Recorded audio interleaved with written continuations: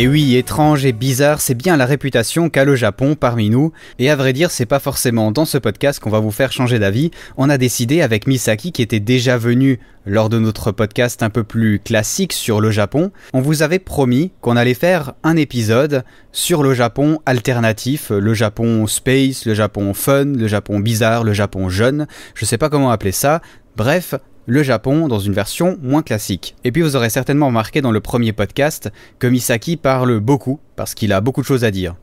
Et puis on a enregistré un podcast qui durait 3 heures, alors j'ai décidé de le séparer en 2, à peu près, pour que ça soit plus écoutable pour ceux d'entre vous qui n'ont pas l'habitude d'écouter du podcast et n'ont pas l'habitude de se mettre pendant 3 heures à écouter du podcast.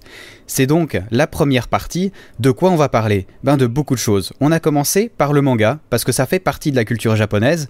On a suivi par les jeux vidéo, les salles de jeu. Vous verrez d'ailleurs que dans les salles de jeu, on fait pas seulement du jeu vidéo, on tire sur plein de trucs, on fait des trucs vraiment sympas qui devraient certainement vous plaire.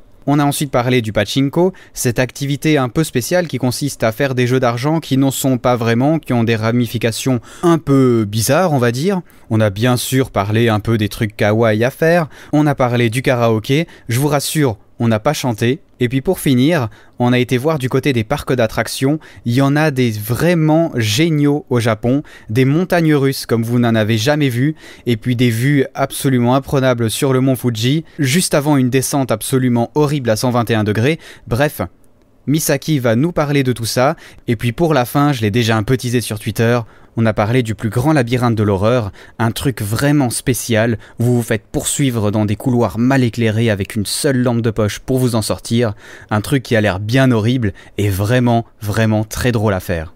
Le Japon alternatif, fun et foufou, c'est sur VoyageCast, et c'est maintenant.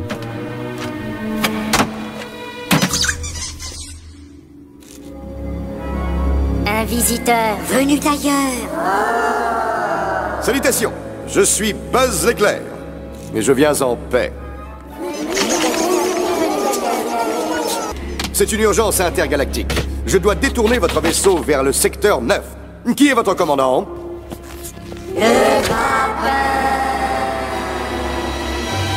Le grappin est notre maître. Il choisit ceux qui s'en vont et ceux qui restent. Oh, c'est vraiment grotesque. Bonjour et bienvenue sur VoyageCast. Aujourd'hui, Alexis avec nous. Misaki, comment tu vas ? Ça va très bien et toi ? Mais très très bien, tu vois, c'est ça, j'ai ton truc ouvert sur Skype et t'as Alexis Misaki, donc tu es Alexis Misaki. T'as hésité au début et finalement t'as dit les deux, quoi. Ouais, voilà, je me suis dit que c'était pas mal. Alors on t'a déjà entendu sur VoyageCast, sur le podcast sur le Japon qu'on avait fait. On avait fait le Japon un peu classique, on va dire, avec les bains, avec les jolies balades à Tokyo. Et puis on s'était dit qu'on allait faire un podcast un peu plus moderne, un peu plus... on va dire spécial pour nous en tout cas. Et puis tu es donc venu nous en parler. Tu viens du podcast IATA, pour ceux qui ne te connaîtraient pas encore, du célébrissime podcast. Célébrissime, je sais pas, mais on en parlera peut-être un peu plus à la fin. Mais effectivement, oui, donc la dernière fois, on a parlé plus effectivement de ce que doit faire ou ce qui peut être intéressant pour le touriste lambda. Et donc cette fois-ci, on s'intéresse un peu plus à tous les loisirs un peu plus japonais qui sont un peu plus étranges pour nous, simples occidentaux. Exactement. Alors on va commencer tout de suite. Alors c'est vrai qu'on en parlait en off. Une des premières choses qui nous vient, en tout cas pour nous quand on parle du Japon, c'est tout le monde du manga. Donc déjà, peut-être pour ceux qui ne connaissent pas du tout ce que c'est un manga, parce que je suppose que c'est possible parmi nos auditeurs, c'est quoi un manga, en bref ? En bref, c'est la BD japonaise, tout simplement. Enfin, la bande dessinée japonaise. C'est tout simplement. Voilà. Enfin, après, il y a plusieurs noms. C'est qu'au Japon, c'est vrai que le nom manga, il est très connu. Il existe même au Japon. Hein. Mais au Japon, quand on dit qu'on va acheter un manga, par exemple, on parle aussi de comic. Non, c'est komiku. Et en fait, donc c'est le comic, c'est un peu comme on dit pour la BD américaine, quoi. Donc, du coup, en fait, c'est vraiment le terme générique pour la bande dessinée japonaise qui s'appelle le manga. Et en fait, peut-être la grosse différence par rapport à comment on le consomme en France, même pour ceux qui consomment beaucoup de mangas en France, c'est que la plupart des achats de la consommation de mangas au Japon, ça se fait par l'intermédiaire ce qu'on appelle des magazines de prépublication, qui sont, pour donner un peu une idée à ceux qui connaissent pas du tout, ça ressemble un peu à des sortes de bottins, enfin des annuaires téléphoniques, des sortes de gros magazines de plusieurs centaines de pages avec sur du papier recyclé et qui donnent un peu comme les Picsou Magazine, un peu pour donner une image un peu plus occidentale, qui donne un peu un épisode chaque semaine ou chaque mois ou chaque trimestre de plusieurs séries. Donc sur un magazine, il y a plusieurs séries.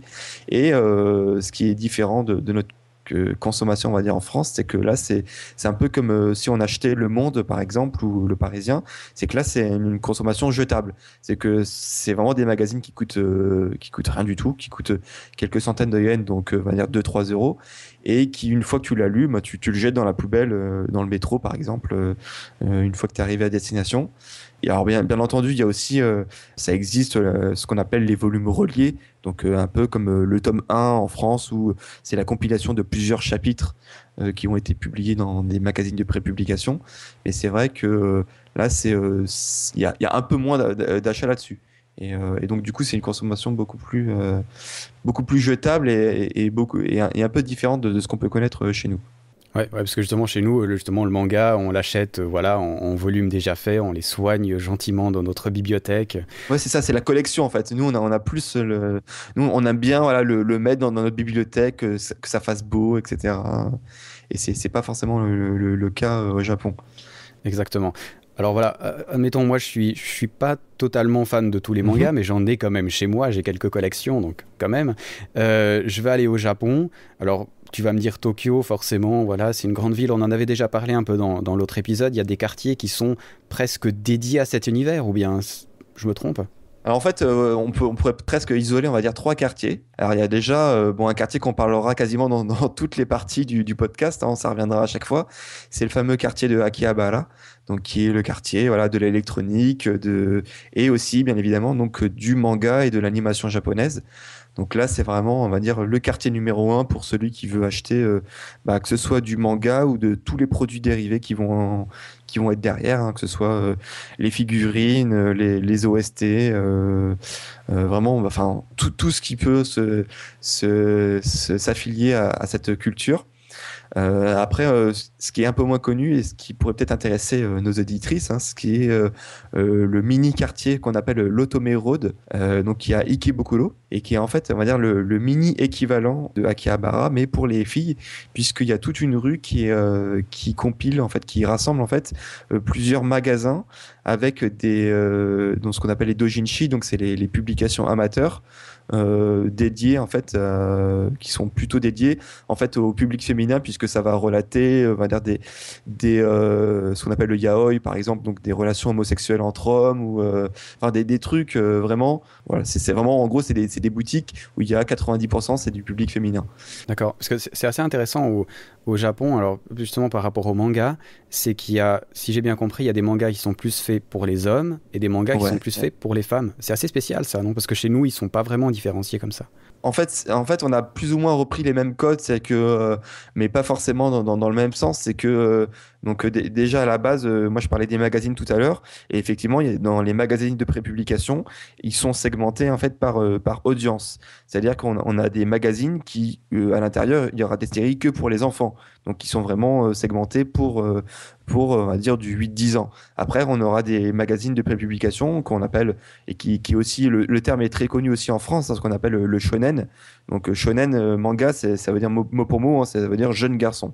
Et donc en fait, ça regroupe toutes les séries pour on va dire les jeunes garçons qui vont aller du primaire jusqu'à fin du lycée. Donc par exemple les plus connus, hein, tout ce qui est One Piece, Naruto, enfin voilà, toutes les séries les plus connues, on va dire Dragon Ball, etc. C'est ce qu'on appelle du shonen manga. Et après on a l'équivalent avec du shoujo manga, donc c'est la même chose, hein, ça veut dire jeune fille. Et donc là, voilà. Et après, on a le même truc, mais pour les plus vieux, donc le seinen, etc., etc. On a des magazines entièrement pour on va dire pour les jeunes actifs, hein, où il y avec des séries qui concernent plus les salaryman, donc les travailleurs japonais qui sont plus adultes, qui veulent des séries avec des héros avec lesquels ils peuvent plus s'identifier, qui auront plus leur âge et qui auront plus des problématiques qui sont plus proches d'eux. Donc voilà, qui vont pas forcément lire des séries où le héros est un lycéen qui aura sa petite amourette, etc. Donc effectivement, tout est très marketé. Bon après, ça n'empêche pas qu'un jeune trentenaire puisse acheter un magazine pour les jeunes lycéens, puisqu'il voudra continuer à suivre, par exemple, la série Shonen qu'il a commencé quand il était jeune. Mais c'est vrai que tout est assez segmenté. D'ailleurs, c'est vrai qu'on le verra tout au long de ce podcast-là, c'est que le loisir en général au Japon, ce qui est assez différent, par exemple, de ce que nous on peut vivre en Occident, c'est que c'est vraiment très segmenté. C'est que il y a des loisirs qui sont destinés aux filles et uniquement pour les filles, des loisirs pour les garçons, des loisirs pour les vieux, des loisirs pour les célibataires, des loisirs pour les couples. Et c'est vrai qu'en général, j'allais dire en général, et même encore plus quand on est en couple, hein, même quand on est marié, on sort séparément. C'est que même quand on est marié, il y a très peu de sorties qu'on fait à deux. C'est-à-dire que même quand on est marié, on va avoir la sortie du mec avec ses copains et la sortie de la fille avec ses copines. Donc c'est vrai que la société est un peu organisée de cette manière. Et donc pour revenir vraiment sur le manga, eh ben on a vraiment Akihabara qui sera vraiment très fréquenté par les hommes, et le Otome Road qui sera vraiment très fréquenté par les filles. Et il y a assez peu de mélange à ce niveau-là. Alors tu parles de ces quartiers-là, est-ce que c'est vraiment, on l'a dit avant, c'était commercial, je pense que tu peux acheter plein de merchandising autour des héros qu'on suit, mais est-ce qu'il y a des trucs un peu plus, je sais pas ce qu'on veut dire, culturels, je sais pas, des endroits où on peut lire des mangas, des endroits où on peut rencontrer des gens qui sont passionnés par ces univers-là pour discuter, je sais pas, est-ce qu'il y a un aspect un peu plus social, culture là-dedans ? Il y a un autre quartier en fait où j'ai pas parlé, en fait, qui est à Nakano. Et en fait, Nakano, c'est un endroit aussi très prisé par tous ces otaku, j'ai envie de dire, puisque il y a un des plus gros endroits pour acheter, un des magasins qui s'appelle le Mandarake, et qui est un des endroits les plus fréquentés pour acheter tout ce qui est seconde main, donc tout ce qui est occasion, mais dans tous les domaines, hein, que ce soit, pareil, encore une fois, tout ce qui est tous les goodies, mangas, etc. Et en fait, c'est aussi un quartier où il y a plusieurs écoles de manga. Et en fait, c'est une expérience très personnelle, hein. Il en existe dans plein d'autres quartiers sûrement. Mais j'ai eu l'occasion, en fait, l'année dernière, de rencontrer une mangaka qui est pas trop connue en France, hein, puisqu'elle est pas du tout éditée en France. Elle est éditée, donc, bien entendu, au Japon, aux États-Unis, Allemagne, Italie, il me semble, mais pas encore en France, et qui s'appelle Nao Yazawa. Elle a été intéressée, puisque moi je me suis présenté comme faisant partie, voilà, d'un podcast français qui pouvait ensuite faire un petit sujet sur elle, sur son école, etc. Donc tout de suite elle était intéressée, et au-delà donc de sa personnalité, de son travail, elle m'a présenté en fait la Nakano Manga School, et c'est très intéressant puisque c'est une ancienne école primaire japonaise, et qui maintenant a été réaménagée pour accueillir plusieurs écoles autour du manga. Donc il y avait notamment des écoles, par exemple sur comment apprendre à utiliser le logiciel Manga Studio, donc qui est un des logiciels phares utilisés par les mangaka pour dessiner en fait des mangas sur tablette graphique, par exemple. Il y avait des écoles sur comment faire de la confection de figurines, comment faire de l'animation japonaise, donc tout ce qui est studio d'animation qui réalise toutes les animations des films ou des animés au Japon. Aussi, il y avait un gros centre de confection et d'impression sur les doujinshi, donc qui est les publications amateurs au Japon. Et ce qui est très intéressant, c'est qu'au-delà donc de ces écoles pour japonais, en fait, il y a un cursus en fait pour les étrangers. Donc en fait, vous pouvez vous renseigner après là-dessus. Je crois que vous tapez Nakano Manga School. Il y a une partie du site qui est entièrement en anglais, et qui peut vous donner un peu une idée sur les tarifs, etc. Donc je pense que c'est intéressant aussi pour propager en fait l'art japonais dans ce milieu-là. Alors après, effectivement, il y a énormément d'autres écoles, mais je suis pas spécialiste là-dessus. Si vous êtes intéressé par rencontrer vraiment des mangaka plus connus, etc., c'est quand même assez difficile d'accès puisque de base, hein, le métier de mangaka, c'est un peu un métier très, pour généraliser, hein, si vous pouvez si vous voulez avoir plus d'infos là-dessus, il faut lire des séries comme Bakuman, mais vous pouvez voir que c'est des métiers qui sont assez enfermés chez eux, 24 sur 24, à limite, hein, ils sortent pas beaucoup. Et en gros, les seuls endroits, même au Japon, on les voit pas beaucoup dans des salons et trucs comme ça.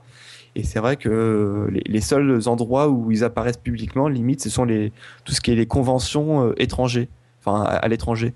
Donc comme Japan Expo ou même les trucs en Suisse ou en Belgique, hein, il y en a plein. Au Japon, pardon, il y a très peu d'endroits où ils apparaissent, où ils peuvent rencontrer leur public. Ouais, c'est étonnant ça. C'est vrai que c'est pas trop. Même on a eu des témoignages de beaucoup de mangaka japonais qui disaient, déjà ils étaient étonnés à la base quand ils arrivent à l'étranger, en France plus particulièrement.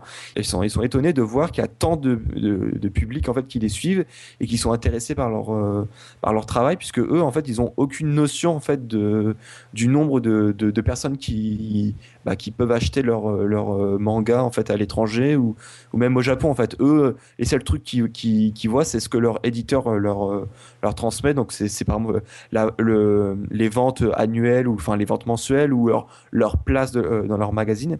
Puisqu'il faut savoir, c'est que c'est un système assez particulier, c'est que de base ils sont publiés dans un magazine de prépublication. Le fait s'ils continuent ou pas, c'est que chaque mois en fait ou chaque semaine, à chaque numéro du magazine, il y a un classement qui se fait par les lecteurs. Donc par exemple cette semaine, j'ai préféré cette série. Et donc par exemple, si une série arrive plusieurs semaines d'affilée dans les dernières places, et ben l'éditeur va pouvoir faire le choix d'arrêter la série. Donc c'est vraiment le lecteur qui peut décider de la vie ou de la mort d'une série. C'est flippant ça. Hein. Ouais, non, c'est assez flippant. Donc même, on va dire qu'il y a des bonnes séries dans l'absolu qui ne rencontrent pas le public derrière. Elles peuvent s'arrêter parce que voilà, c'est très marketing. Hein, c'est très si tu marches, tu continues, et si tu marches pas, t'es mort et tu t'arrêtes. Ouais, de toute façon, c'est pas la même chose vraiment. On va peut-être pas continuer trop longtemps sur le sujet du manga, parce que sinon on va continuer pendant 1000 ans. Mais, mais c'est vrai que les gars ont une production qui est hallucinante. Hein. Quand tu vois un dessinateur de BD actuel en France ou en Suisse, ils produisent quoi un bouquin par d'une trentaine de planches par année à peu près, encore, ceux qui sont prolifiques. Ouais, le rythme est pas du tout le même. Hein. Il y a même des cas où il y a des. Alors après, je sais pas comment ça se passe dans la BD franco-belge, mais au Japon, en fait, en général, un mangaka qui marche bien, il est jamais seul en fait à faire. Il est souvent aidé par 2-3 assistants qui vont l'aider pour faire tout ce qui est décor de fond, les trames, etc. Donc en fait c'est vraiment une équipe, une petite société en interne, hein, qui fonctionne et qui s'arrête pas. Hein. C'est vraiment c'est vrai que là où on voit la BD franco-belge qui travaille à son rythme, etc. Là c'est vraiment l'usine où les séries qui marchent mieux et les plus populaires, c'est des séries hebdomadaires. Et donc là en gros tu as le mangaka qui doit fournir donc toutes les semaines on va dire entre 20 et 30 planches. Enfin, c'est juste hallucinant, hein, comme rythme de vie. C'est très fatigant. Et tu as beaucoup de mangaka des fois, qui au bout d'un moment, qui c'est connu, qui prennent je sais pas, on va dire plusieurs mois de pause parce que au niveau physique, ils finissent à l'hôpital parce qu'ils en peuvent plus, en fait. Hein. C'est vraiment, ils sont allés au bout de ce qu'ils pouvaient physiquement et humainement. Mais bon, j'ai envie de dire, ça va avec la société japonaise. Hein. Ça, c'est pas. Oui, c'est clair. C'est sûrement pas seulement limité au monde du manga, quoi. C'est ça. C'est intéressant. C'est pas mal. Il y a des musées sur le manga au Japon, ou bien c'est pas considéré vraiment comme un art Ah si. Bon, alors après, effectivement, ça a mis du temps un peu. Enfin, les gros lecteurs de manga, ils sont toujours considérés comme un peu à part, hein. C'est toujours une culture qui n'est pas forcément. C'est pas à la hauteur, on va dire, du cinéma. Mais en tout cas, le manga a, depuis. Je sais plus depuis quand, c'est assez récent quand même. En tout cas, moi, je l'avais visité il y a 2 ans. À Kyoto, il y a le musée du manga, tout simplement, qui existe et qui, je pense, qui vaut le coup d'œil pour tous ceux qui sont intéressés là-dessus, qui est juste en fait enfin c'est déjà à la base il y a une partie que c'est juste une énorme bibliothèque qui recense des milliers et des milliers de mangas depuis la nuit des temps, qui regroupe aussi énormément de mangas étrangers. Donc, par exemple, quand vous allez au musée du manga à Kyoto, vous allez pouvoir voir des mangas français, des mangas italiens, des mangas américains, etc. Et à côté de ça, ça retranscrit l'histoire du manga. Donc, depuis la naissance, avec comment c'était à ses débuts, etc., à de nos jours. Et ce qui peut être aussi intéressant, c'est qu'il y a plusieurs parties sur des débats actuels sur le manga, donc comment c'est perçu aujourd'hui, le fameux débat avec tout ce qui est le scantrad, etc., avec la numérisation du manga. Donc plein de débats qui n'ont pas forcément abouti, qui sont toujours, ils donnent toujours lieu à beaucoup de controverses aujourd'hui. Donc non, c'est un lieu énorme, enfin qui est très étendu et qui, je pense, vaut le coup d'œil à tous ceux qui sont intéressés par le milieu, en tout cas. On va clore le chapitre manga parce que ça fait déjà 20 minutes qu'on en parle. Mais voilà, c'est vrai que je pense que c'était important d'en parler parce que le manga, ça fait vraiment partie de la culture japonaise et quand on y va, qu'on soit fan de ce genre de choses ou pas, ça vaut certainement la peine de passer dans ces quartiers quand même. Oui. En fait, juste avant de conclure là-dessus, en fait, je voulais juste parler en fait parce que là on parlait de quartier en particulier et en fait, mais par contre, si vous voulez consommer du manga et d'ailleurs les Japonais quand ils consomment du manga, ils peuvent le faire un peu dans tous les quartiers, dans ce qu'on appelle des cafés manga. Et ça, c'est intéressant d'en parler parce que c'est assez particulier justement au Japon. Ça s'appelle en fait manga kissa ou kissaten et c'est un peu ça a fait la fusion en fait avec nos cybercafés de chez nous. Mais c'est totalement différent de ce qu'on peut trouver en France, par exemple. Ça se présente sous la forme de cabines individuelles. Donc vous rentrez là-dedans et vous louez en général à l'heure ou alors c'est un forfait nuit. Et en fait, vous pouvez faire vraiment mais de tout. C'est-à-dire qu'en gros, vous avez votre cabine, vous pouvez jouer aux jeux vidéo, regarder des films sur DVD. Vous avez vraiment une chaise très agréable qui se transforme même en une sorte de lit, hein, si vous voulez passer la nuit. Il y a de la nourriture, il y a de la boisson à volonté, il y a même des douches. Donc c'est vraiment, ça peut faire vraiment une alternative très bon marché pour ceux qui, par exemple, ont loupé le dernier train. Et donc, par exemple, j'ai plus les prix en tête, mais par exemple, pour moins de 20 euros, par exemple, à peu près 20 euros, on va dire, et ben, vous avez la nuit complète, vous avez la boisson à volonté et vous pouvez vous doucher le matin. Parfait pour repartir au travail. Donc c'est vrai que c'est assez particulier. Et là où on va même pousser le vice, enfin l'espèce de culture japonaise un peu plus loin, c'est qu'il y a même des cabines, enfin des coins dans ces cafés manga réservés aux femmes. Donc par exemple, si les femmes ne veulent pas être embêtées par la jante masculine, il y a une partie qui est vraiment réservée aux femmes où les hommes ne peuvent pas rentrer. Et donc là, elles savent que à partir du moment où elles rentrent là-dedans, elles ont leur cabine individuelle, elles peuvent dormir et se reposer tranquillement, lire leur manga tranquillement, sans être embêtées. Donc c'est vrai que c'est pareil, hein. Je pense que c'est une expérience en soi. Juste, même si vous n'êtes pas forcément intéressé, mais de rentrer là-dedans, de payer voilà, pour 1 heure, pour voir comment un peu ça se passe à l'intérieur. Et c'est une ambiance très calme en fait. Hein. Ça se rapproche un peu plus de la médiathèque où c'est vraiment, bon déjà, quand c'est japonais, donc c'est vraiment très calme, etc. Il y a vraiment le respect de l'autre. Mais là, vous êtes vraiment dans votre petit cocon, dans votre petite cellule, et vous pouvez un peu faire tout ce que vous voulez. Donc c'est vraiment intéressant et un peu unique au Japon. Ah, c'est pas mal ça. Ouais, ça a l'air sympa. Alors, pourquoi pas pour passer une nuit après tout, hein, si on a des DVD gratos, c'est pas mal. Hein. Ah non, c'est ça, ça peut être bon. Et c'est vraiment, vous pouvez faire un peu tout ce que vous voulez, donc c'est pas forcément que pour lire du manga, donc c'est un peu ça. Et c'est vrai que la plupart des gens maintenant, il y en a beaucoup qui n'y vont que pour accéder à Internet, par exemple. Donc s'ils veulent accéder à Internet tranquillement, qui n'ont pas chez eux, ou voilà, où ils ont une grande famille et puis qu'ils n'ont pas forcément, enfin ils veulent faire des trucs un peu privés, et ben ils vont là-bas et ils sont un peu tranquilles. Alors, manga, voilà, vous l'aurez compris, il faut absolument aller visiter certains quartiers. Une deuxième chose à quoi le Japon fait penser, c'est un peu les jeux vidéo, parce que dans chaque film où il y a des Japonais, ils sont tout le temps en train de jouer à des jeux de folie, à taper sur des machins, à danser ou à chanter. C'est vraiment vrai ou c'est un truc d'Hollywood, ça? Alors après, c'est vrai que c'est un peu le stéréotype. Hein. C'est vrai qu'on associe beaucoup, surtout les personnes qui n'ont sont pas forcément allées au Japon. À chaque fois, on pense à voilà, manga, otaku, jeux vidéo, puis trucs bizarres. Ça, c'est l'image du Japon un peu. Et c'est vrai que le jeu vidéo, ça reste toujours une très grande partie de la culture. Le jeu vidéo japonais, c'est plus forcément ce que c'était en termes de part de marché par rapport dans les années 90. Hein. On voit notamment, cette baisse, elle se voit notamment internationale avec l'importance que peut avoir par exemple le Tokyo Game Show, donc le TGS, donc qui est le gros salon du jeu vidéo japonais par rapport à l'E3 ou à la Gamescom, qui en termes d'importance sur les annonces ou pour les fans, l'E3 et la Gamescom maintenant c'est clairement au-dessus du TGS. Le jeu vidéo japonais en fait maintenant ça se passe essentiellement sur mobile. Alors il y a le mobile, il y a les consoles portables comme les PSP, les DS, etc. Mais énormément et surtout maintenant c'est le jeu vidéo sur mobile, sur les téléphones mobiles. Eux c'est venu bien avant ce que nous on a avec les smartphones depuis quelques années. Hein. Eux c'est vraiment même avant eux ils n'avaient pas de smartphone et ils ont venu vraiment très difficilement avec l'iPhone maintenant depuis 1 ou 2 ans.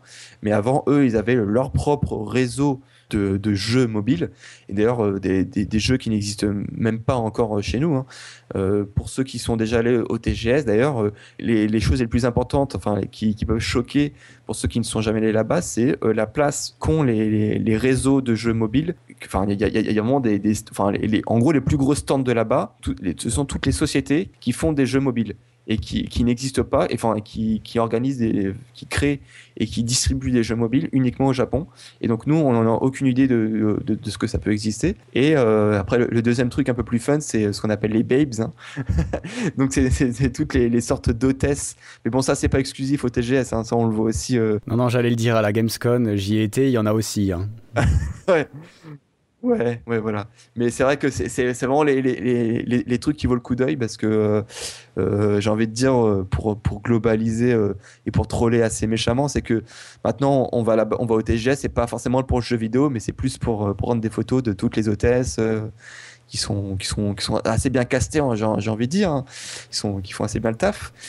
Alors je ne sais pas si c'est le cas, mais à la Gamescom il y a pas mal de filles de l'Est justement, parce que alors la Gamescom, voilà, pour remettre ceux qui connaissent pas, ça se situe à Cologne en Allemagne, et puis justement il y a pas mal des filles de l'Est qui viennent parce que c'est du métier de modèle, quoi, finalement, hein. Et c'est vrai que c'est assez impressionnant de voir le nombre qu'il y a et puis les visiteurs qui font les photos avec et tout. C'est une ambiance assez étrange. J'ai l'impression que c'est un peu, tu sais, comme les salons de l'auto où les gars disent ouais, c'est pour aller voir des ouais, c'est pas pour aller voir des autos, hein. Pour ça tu peux aller au concessionnaire, hein. C'est pour voir les miss qu'il y a devant. C'est ça. Tout le monde s'en fout. Et j'ai l'impression que c'est quand même un peu ça, même si la Gamescom, il y a surtout si on a des entrées un peu spécifiques, on peut quand même aller voir des jeux qui sont en développement, et si on est vraiment passionné du jeu vidéo, ça vaut le coup. Mais je pense qu'il y a bien plus de la moitié des visiteurs qui viennent pour les babes, ça on est d'accord. Et le TGS, tu me disais, c'est un peu la même chose. Oui, alors en fait, bon, après, ce qui change, du coup, c'est que c'est les babes, donc là, elles sont plutôt asiatiques, hein, du coup, donc il y a un peu le côté exotique, hein, par rapport aux journalistes qui ont enchaîné l'E3, puis après la Gamescom, etc. Et ben là, du coup, ils ont un peu les hôtesses un peu plus typiques du pays, donc c'est un peu plus agréable, on va dire, à l'œil. Après, c'est vrai que même pour moi qui était parti pour vraiment voir un peu de l'exclu jeux vidéo, etc. Faut dire ce qu'il y en a plus tant que ça. Il n'y a pas de grosses annonces fracassantes. Effectivement, j'ai pu tester quelques jeux là-bas, mais en gros, au meilleur des cas, c'était des exclus de quelques mois. C'est-à-dire que quelques mois plus tard, ils sortaient au grand public, donc c'était pas vraiment les trucs genre je sais pas, enfin les trucs que personne n'avait jamais entendu parler avant, et puis en exclusivité mondiale, on pouvait le tester au Tokyo Game Show. Bon là, effectivement, pour moi, qui ne fréquente pas le 3 ou la Gamescom, c'était intéressant pour voir tout ça. Voilà, ça reste une expérience en tant que telle pour voir vraiment ce que c'est de l'intérieur, mais il faut pas s'attendre juste voilà pour voir du jeu vidéo en exclusivité mondiale, etc. Exactement. Alors pour ceux qui nous écoutent, juste 223 000 visiteurs l'année passée, donc quand même énormément de monde. Et cette année, c'est le 21 et 22 septembre. Voilà, si jamais vous projetez d'aller au Japon à ces dates-là. Alors, pour le public, après sur la partie business, c'est 2 jours avant, c'est 18-19. Oui, mais on vient pas tous du podcast Yata, voyons, on n'est pas tous accueillis comme des chefs. Non, mais c'est pour le dire, parce que non, c'est juste pour le dire, c'est que je n'ai aucun mérite à avoir pu y entrer sur les entrées presse, puisque c'est assez rare en fait. Là, je vous donne une astuce, hein, si vous voulez y entrer et que vous avez un blog assez bien fourni et que vous savez bien votre truc, c'est assez rare qu'ils refusent des entrées business pour les gens qui ont un blog, j'ai envie de dire, ou un petit média qui n'a pas forcément d'audience. Hein. C'est pas forcément ça qui va les intéresser, mais si vous dites que vous allez parler de l'événement, etc., je pense que ça suffit à les intéresser. Donc n'hésitez pas à tenter votre chance là-dessus. Exactement. Puis en tant que visiteur, peut-être, est-ce que tu as quelques conseils à donner? Parce que pour les gens qui ne s'imaginent pas comment c'est un tel salon, parce que moi on m'en avait parlé, mais c'est très spécifique, comment c'est exactement dedans? Eh ben, ça s'organise, c'est comme toute grande convention, type Japan Expo, etc. C'est que donc là, vous avez des énormes halls où chacun des éditeurs va avoir son propre agglomérat de stands. Donc là, ils vont essayer de vous attirer avec des hôtesses, des animations qui font un peu le show. Et après, en général, le but en fait de chaque visiteur, c'est d'essayer de faire la queue ou de tester chaque jeu vidéo qui va être présenté là-bas. Donc c'est principalement le principal attrait, hein. C'est que au final, à part ça, il y a pas grand chose, hein. Il y a quelques petites conférences, mais en termes d'animation, il y a pas beaucoup d'animation comme on peut voir par exemple pour reparler encore de Japan Expo, où il y aura des concerts, des grosses événements animation. Là, c'est pas trop ça, c'est vraiment plus pour aller voir les futures sorties de chaque éditeur et puis essayer de les tester si on a un peu le temps, si on peut. Par contre, si on y vient pendant les jours publics, je pense que là c'est un peu plus compliqué. Ouais, effectivement, on passe des heures et des heures pour tester une démo qu'on aura quelques jours plus tard sur Internet. Non, mais c'est sympa, je pense, les trucs comme ça, et d'autant plus si on va dans un autre pays, c'est surtout de rencontrer des gens de partout qui sont un peu passionnés par les mêmes trucs, et ça, c'est quand même marrant. Alors, ok, TGS, donc pas mal, 21 et 22 septembre cette année.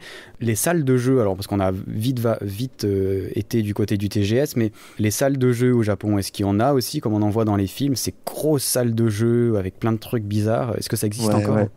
Il y en a un peu encore partout. C'est vrai que la part du jeu vidéo, il y a un peu de mal. Il y a beaucoup de salles d'arcade qui sont un peu en difficulté, qui ont fermé plusieurs bornes, etc.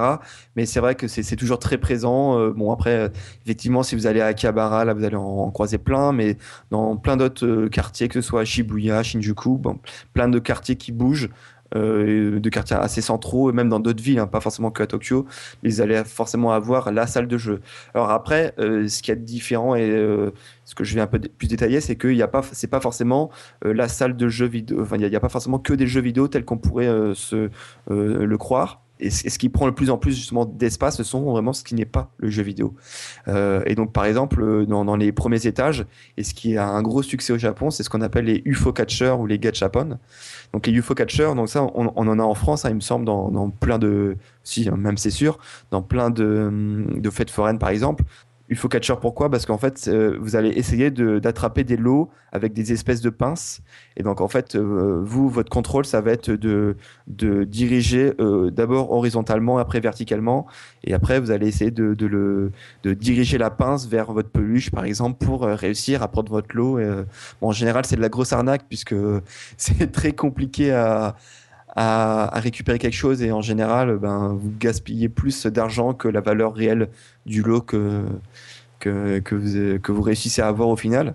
Alors après, il y a des vrais pros hein, qui sont vraiment très doués dans ce genre de trucs, mais en général, c'est plus pour le fun d'essayer de croire que vous allez gagner quelque chose et en fait, non.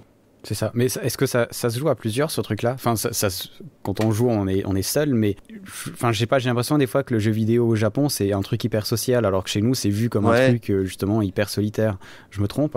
Alors après, il y a aussi des étages qui sont vraiment destinés au versus. Donc par exemple, tout ce qui est le jeu vidéo de baston, donc Street Fighter, Tekken, des trucs comme ça, ou les jeux de foot genre PES, ou les jeux de course, etc. Et donc ça, ce qui est sympa, et ce que j'ai pas croisé en fait dans les salles de jeux en France, enfin en même temps des salles de jeux en France, il y en a plus beaucoup, mais c'est que toutes ces bornes en fait, elles sont reliées au Wi-Fi et ça fait une sorte de réseau interne au Japon. Donc par exemple, quand vous allez jouer par exemple sur Street Fighter ou sur PES, et ben vous allez jouer pas forcément sur un mec qui est en face de vous dans la salle d'arcade, mais qui est en face, enfin, qui est dans une autre salle de jeu, mais dans une autre ville au Japon. Donc là, avant de commencer la partie, hop, vous voyez la ville de votre adversaire, etc. Puis c'est parti. Bon, c'est vrai que c'est un peu sympa. Parce que ça rajoute un peu plus de social, etc. De savoir contre qui tu te bats. En tant que joueur, on le sait tous, combattre un humain, c'est pas la même chose que combattre un ordinateur, quoi. Ah oui, non, mais c'est ça qu'il y a beaucoup moins il y a beaucoup moins d'intérêt là-dessus. Et c'est vrai que des jeux où il y a beaucoup moins de jeux en fait solo où tu joues contre un ordinateur. Après, t'as des étages vraiment spéciaux pour des jeux vraiment typiques otaku, par exemple des jeux de simulation ou des jeux vraiment de Gundam. Donc tu sais, c'est vraiment Gundam, c'est, pour ceux qui connaissent pas, c'est vraiment la série la plus populaire sur les mechas, donc sur les robots géants japonais. Donc là, c'est vraiment typique pour les Japonais, rien que pour les Japonais, c'est vraiment des bornes qui sortiront quasiment jamais en dehors du sol japonais. Après, il y a vraiment des jeux où, par exemple, où il faut collecter des cartes. Donc, par exemple, des cartes, je sais pas, de robots, des cartes de sorts ou des cartes de joueurs de foot. Et après, en fait, vous les positionnez avec le NFC ou une autre technologie en fait sur l'arcade et ça reconnaît votre personnage, etc. Et ça vous permet de jouer.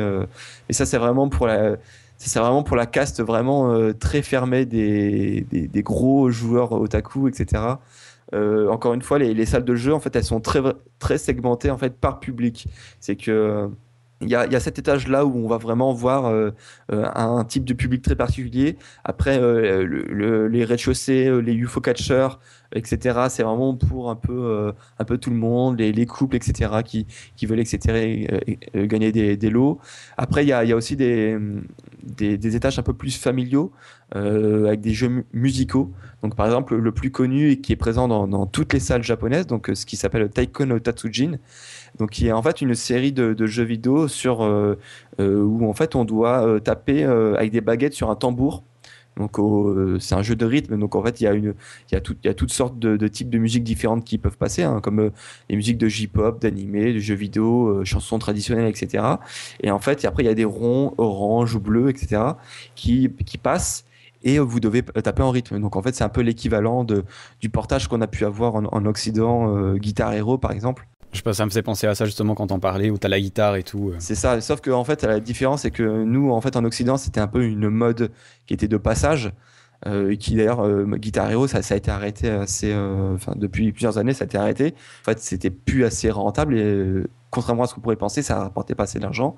Alors qu'en fait, au Japon, c'est vraiment une vraie culture. Hein. C'est par exemple Taiko no Tatsujin, ça existe depuis 2001 et ils en sont à la 16e version d'arcade. Donc c'est vraiment pour dire que c'est vraiment très populaire. Et là, à la différence où Guitar Hero, ça a essayé de se donner un peu un style un peu sérieux, réaliste. Taiko no Tatsujin, c'est vraiment, j'ai envie de dire, à la japonaise, avec des couleurs flashy de partout, des animations de perso. Enfin, c'est des trucs complètement décalés, quoi. Et c'est vraiment un peu le gros point fort du jeu, c'est que ça plaît à la fois aux enfants et puis aux vieux, aux plus vieux. Et ça peut se jouer en famille. Et donc c'est vraiment le truc très très populaire pour cette raison-là. Après, l'étage, on va dire, très féminin et qui d'ailleurs, pour certains, c'est marqué réservé uniquement aux filles et qui prend de plus en plus de place dans les salles de jeu et qui d'ailleurs prend tellement de place qu'il y a certains bornes d'arcade qui ferment aux dépens de ce type d'attraction. Et là, je parle des Poulicula. Ouais, j'ai vu ça, c'est assez marrant, ouais. Tu t'es renseigné un peu là-dessus ? Ouais, j'ai vu ça. Alors, si j'ai bien compris, alors tu vas me dire que je suis certainement à côté, mais c'est des sortes de cabines photo, en fait, où tu te prends en photo, toi, ou avec les gens avec qui t'es, et ça me fait penser des sortes de collages photos, en fait. Ouais, c'est exactement ça. En fait, c'est une sorte de photomaton en fait évolué en fait, mais qui peut accueillir beaucoup plus de personnes que nos photomatons à nous, hein, puisque là, en général, on peut même être jusqu'à 8 personnes. Hein. Donc en fait, il y a un étage complet. Hein. Il faut voir des photos pour le croire. Hein. C'est un étage complet où il y a une dizaine de machines de Poulicula. Donc c'est vraiment des grosses machines où en général vous allez pouvoir déconner entre copines ou en couple. Pourquoi je disais qu'en général les hommes seuls sont interdits, c'est que c'est pas dans la culture en fait d'être entre bandes de mecs par exemple et aller dans ces cabines là. C'est pour vraiment préciser, c'est justement il y a des panneaux qui précisent que c'est interdit aux hommes seuls, donc non accompagnés de filles. Alors, j'en profite juste parce que quand on parle de ça, il faut vraiment taper Pouricuras sur Internet parce que vous allez voir des trucs. Moi, ça me semble vraiment invraisemblable. Ça entre dans ce qu'on appelle le kawaii, non ? Oui, c'est ça. Alors en fait, alors explique-nous ce concept parce que pour nous Européens, c'est complètement incompréhensible, quoi. Alors en fait, ce qui est aussi assez particulier, c'est que parfois en fait dans certains établissements de Poulicula, vous pouvez avoir la possibilité de vous cosplayer. Donc c'est-à-dire que vous rentrez là-dedans et vous louez des déguisements. Donc par exemple, tu te dis allez, aujourd'hui c'est le délire, je me déguise, je sais pas, en maid, ou alors par exemple moi j'y avais été pour Halloween et donc là ils louaient des déguisements spéciaux Halloween où tu prends ton masque de Scream ou tu te déguises en sorcière, etc. Et après, donc, tu rentres avec tes amis dans ces cabines-là. Après, vous choisissez des fonds. Dans le fond de votre cabine de Poulicula, il y aura un fond vert. Donc ensuite, c'est pour pouvoir incruster n'importe quel fond. Donc ça pourrait être les fonds les plus kawaii, les plus mignons possibles, pastel, couleur flashy à gogo, mais ça pourrait être des mises en scène, par exemple une salle de classe, un manoir hanté ou une fête foraine, enfin n'importe quoi, le truc complètement décalé qui peut vous mettre en scène. Et après, il y a des sortes de modèles sur un écran tactile devant vous qui vont vous montrer la pose à prendre. Bon, après, vous pouvez faire ce que vous voulez, hein, mais après, voilà, par exemple, si vous êtes, je sais pas, dans un manoir hanté, là, vous allez voir, je sais pas, la modèle qui est en face de vous, qui fera la pose avec ses mains comme si elle était effrayée. Et donc là, après, avec tous tes potes et tes amis, bah, vous reproduisez la même pose. Et après, hop, il y a un petit flash qui va faire. Et après, vous allez pouvoir voir le rendu immédiat sur l'écran, sur le rendu de la photo. Après, vous allez pouvoir faire peut-être à peu près 8 photos différentes et à la fin vous allez choisir celle que vous voulez et après sur celle que vous allez sélectionner vous sortez de la cabine de Poulicula et vous allez dans la deuxième partie de la cabine de Poulicula qui est la zone de retouche. Donc ça c'est vraiment très particulier, c'est que donc vous allez avoir des écrans qui vont proposer votre photo et là avec un stylo tactile en fait vous allez pouvoir la retoucher mais de 1000 manières différentes, hein, comme si vous étiez et d'ailleurs je crois qu'il y a même des applis iPhone ou Android qui existent maintenant qui reproduisent un peu ce type de truc. Donc je sais pas si vous tapez Poulicula ou un truc comme ça sur les différents stores des mobiles et vous pouvez aller retoucher des photos avec le même style. Donc c'est-à-dire que vous allez pouvoir rajouter par exemple je sais pas un petit nœud rouge sur vos cheveux, vous allez pouvoir mettre des étoiles de partout, vous allez pouvoir écrire, je sais pas, best friend, mettre la date du jour, transformer physiquement un peu les photos. Et après, le but c'est que vous allez imprimer, enfin ça va imprimer votre Poulicula et toutes ces Pouliculas vont être autocollants. Donc, c'est-à-dire qu'en général, les Japonais, ils se les partagent entre eux et après, ils se les collent à la fois sur leur mobile, sur leur cahier, sur leur sac à dos, sur n'importe quoi pour montrer voilà, qu'ils sont avec leurs amis, qui sont tapés ce délire-là. Et c'est vraiment... et c'est très, très populaire. Ouais. Ouais, ce qui m'impressionne, c'est que je sais pas, nous on a l'air con quand on fait ça, sincèrement, c'est parce qu'il faut quand même le voir, hein, il y a du rose partout, des petits nœuds, des cœurs, des machins. Pour nous, ça paraît honnêtement, ça marcherait pas chez nous, quoi. Et c'est vraiment étonnant de voir ça, quoi. Écoute, j'ai envie de te dire que je pensais exactement la même chose, sans rentrer trop dans le privé, mais quand je me suis marié, j'avais loué une cabine de Poulicula à mon mariage et qui était disponible pendant toute la soirée. Et donc, c'était tous les invités, ils pouvaient se prendre en photo à volonté. Et ils avaient donc un rendu de la photo pour eux, ils pouvaient en faire ce qu'ils voulaient. Et moi, je pensais que ça allait marcher qu'avec les jeunes ou ceux qui étaient déjà à fond dans la culture japonaise. Et ben, figure-toi que ça a marché, mais de 7 à 77 ans. C'est que je me suis surpris à voir mes parents, mes grands-parents, rentrer, faire la queue et puis se taper des poses et faire décorer, enfin, de toutes les manières différentes. Et c'est que au début, on peut croire que il faut vraiment être japonais pour aimer ça, mais en fait, c'est tellement particulier et tellement c'est vraiment fun, hein. C'est vraiment c'est des choses que on ne peut pas forcément s'imaginer avant d'avoir testé, mais c'est tellement fun et tellement addictif que maintenant c'est vraiment un truc que j'ai envie de dire que je vais reprendre l'expression que j'avais dit dans le podcast numéro 1. Si vous testez pas au moins une fois un Poulicula pendant votre voyage au Japon, vous allez vraiment louper quelque chose. C'est vraiment quelque chose qui est attesté, qui fait vraiment partie de la culture japonaise. Et c'est vraiment pas cher, hein, parce que ça coûte en général 400 yens, donc qui est à peu près 3,50 €. Et avec 3,50 €, vous allez pouvoir avoir une planche avec, par exemple, à la fin, vous spécifiez le nombre de personnes sur lequel vous êtes. Par exemple, si vous êtes 4, ça va faire sur la planche, ça va diviser en 4 et ça va vous faire 4 petits sets différents avec un mélange de toutes les photos que vous avez prises. Donc après, c'est facile de découper en 4 et après de donner une partie à chaque ami. Et après, chaque ami pourra faire ce qu'il veut de son autocollant. Ouais, en groupe d'amis, franchement, ça doit être vraiment marrant. Ça, c'est vrai que je dois avouer. Mais nous, des fois, j'ai l'impression, dans notre manière de nous détendre, on a de la peine à ne plus se prendre au sérieux, quoi. Parce que là, pour le coup, il faut vraiment pas se prendre au sérieux. C'est marrant, il faut faire un peu de l'acting, sourire, rigoler, faire les cons.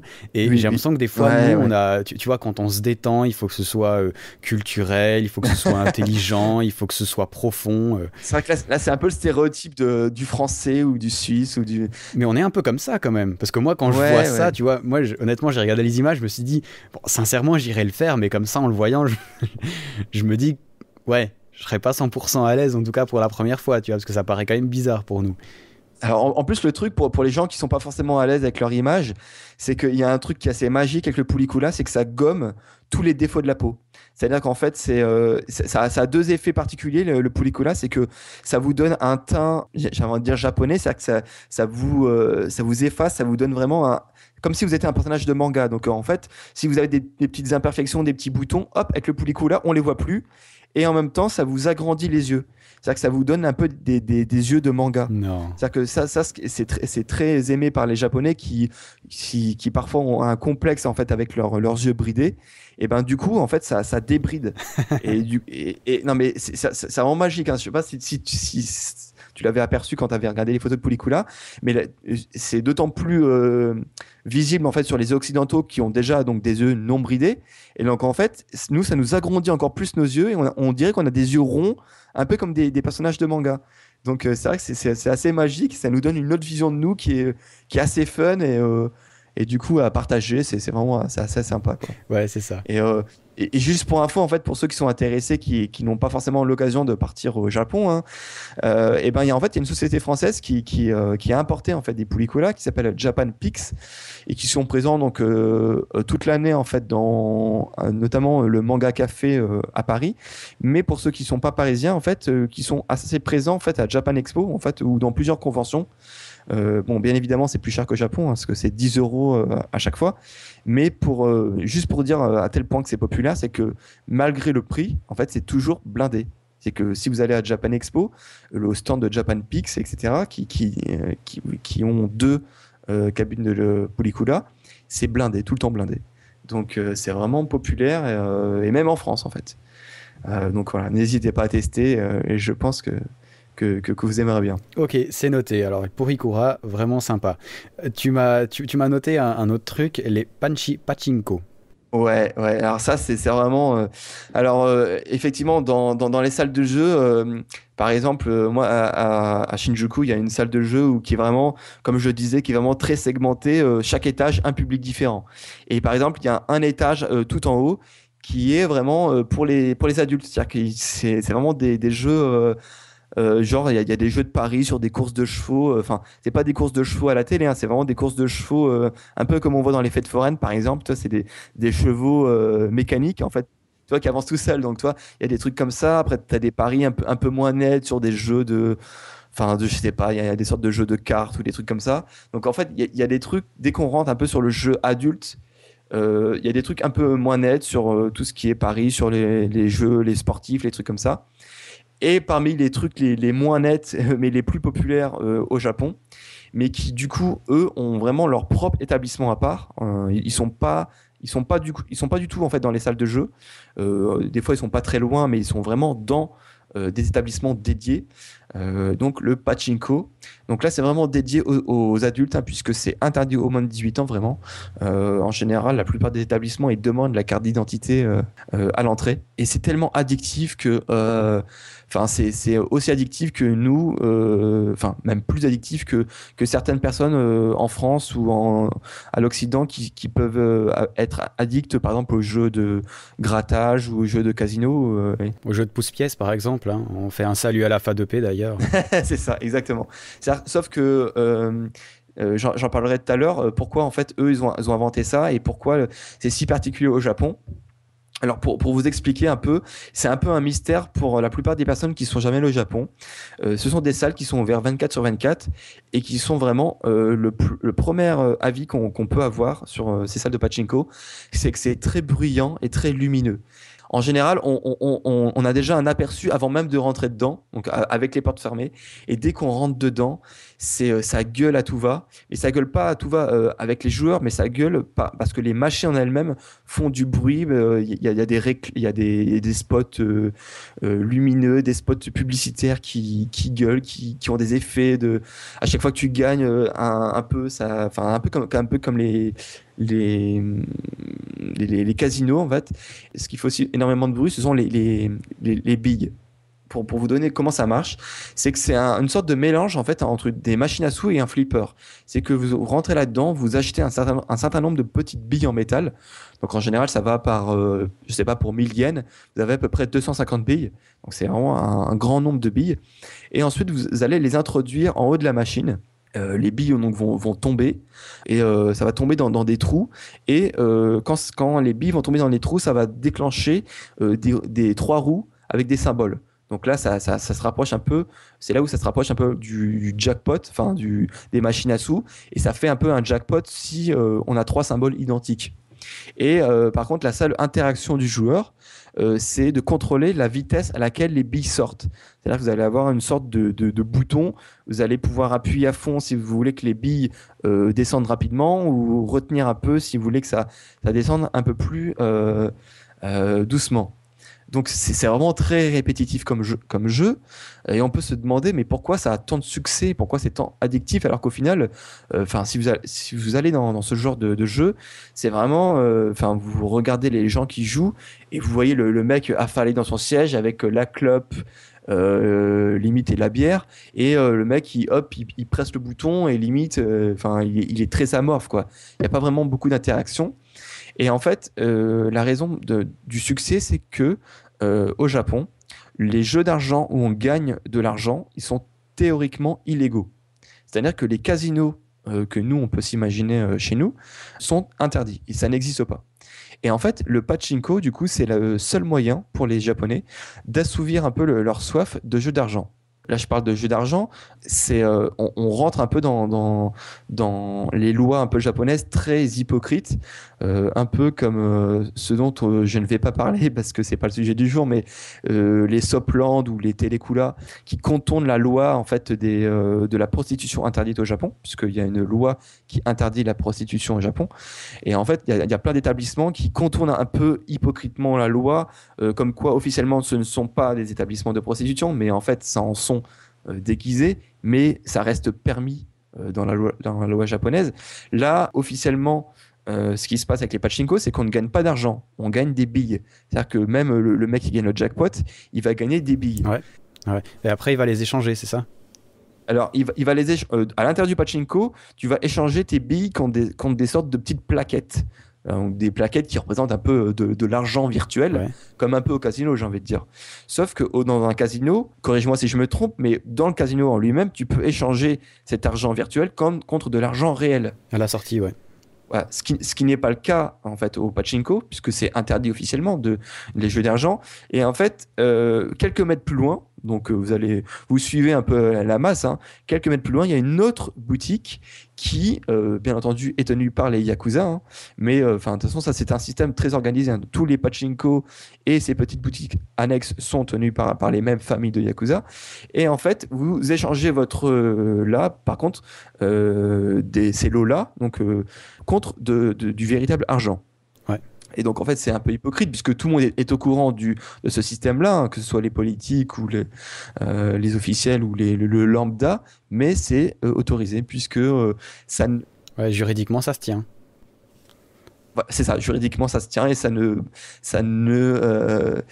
brave aucune loi officielle. Il y a certains, alors je me rappelle plus dans quel pays tu gagnes des peluches par exemple, et après tu vas revendre ta peluche aussi, genre une peluche elle va le valoir $1000, tu vois, un truc invraisemblable, mais c'est de la même manière en fait, c'est pas interdit de revendre le lot que tu as gagné et de le revendre trop cher, d'un côté tant mieux pour toi et tant pis pour celui qui te l'achète, mais c'est assez drôle quoi.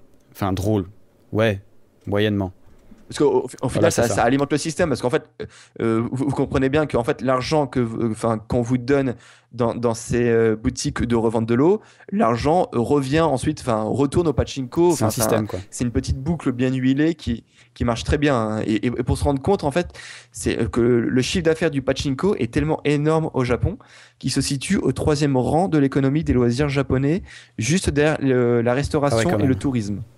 Donc, et a priori, j'ai lu sur Wikipédia, je ne sais pas si c'est des chiffres actuels, mais a priori, le chiffre d'affaires du pachinko au Japon dépasserait le PIB de la Thaïlande.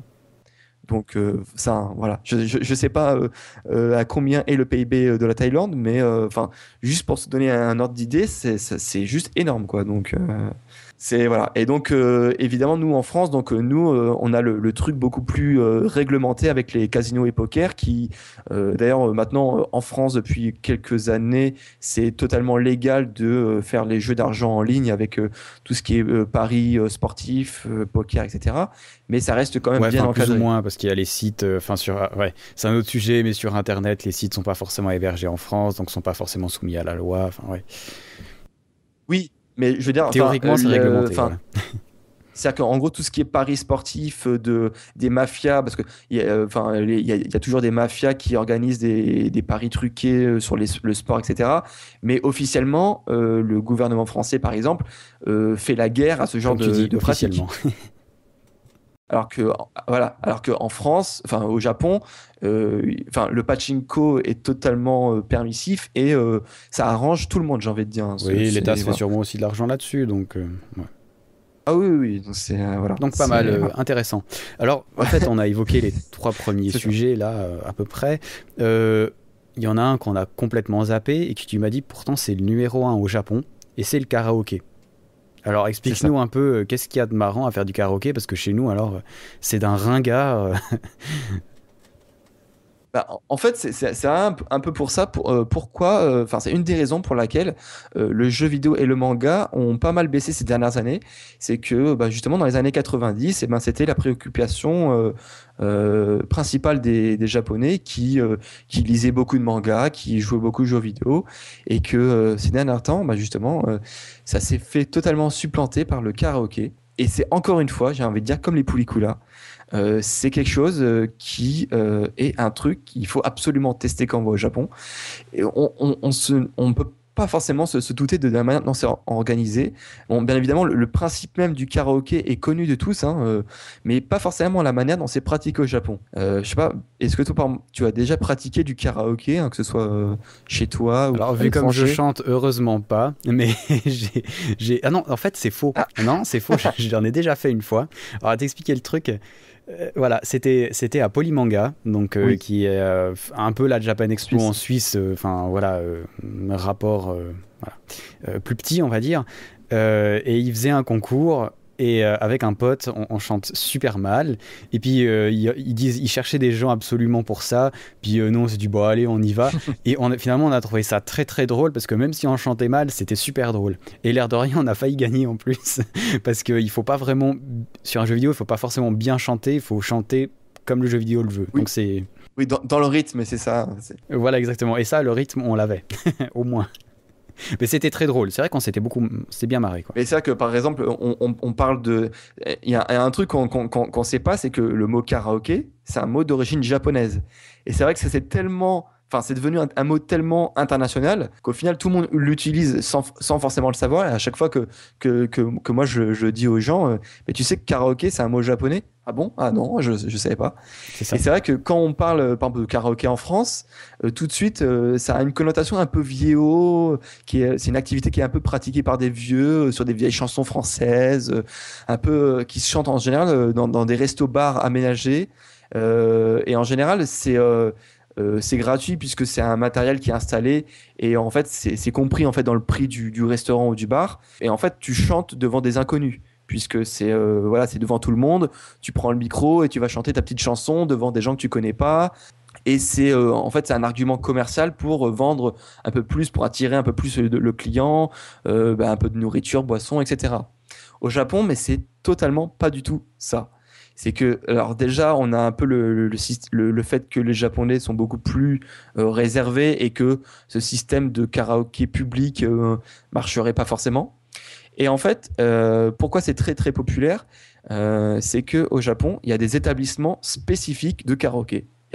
Ce sont des karaokés en eux-mêmes. Ce ne sont pas des restaurants karaokés, ce sont des karaokés. Après, effectivement, accessoirement, dedans, tu peux aussi manger, boire, etc.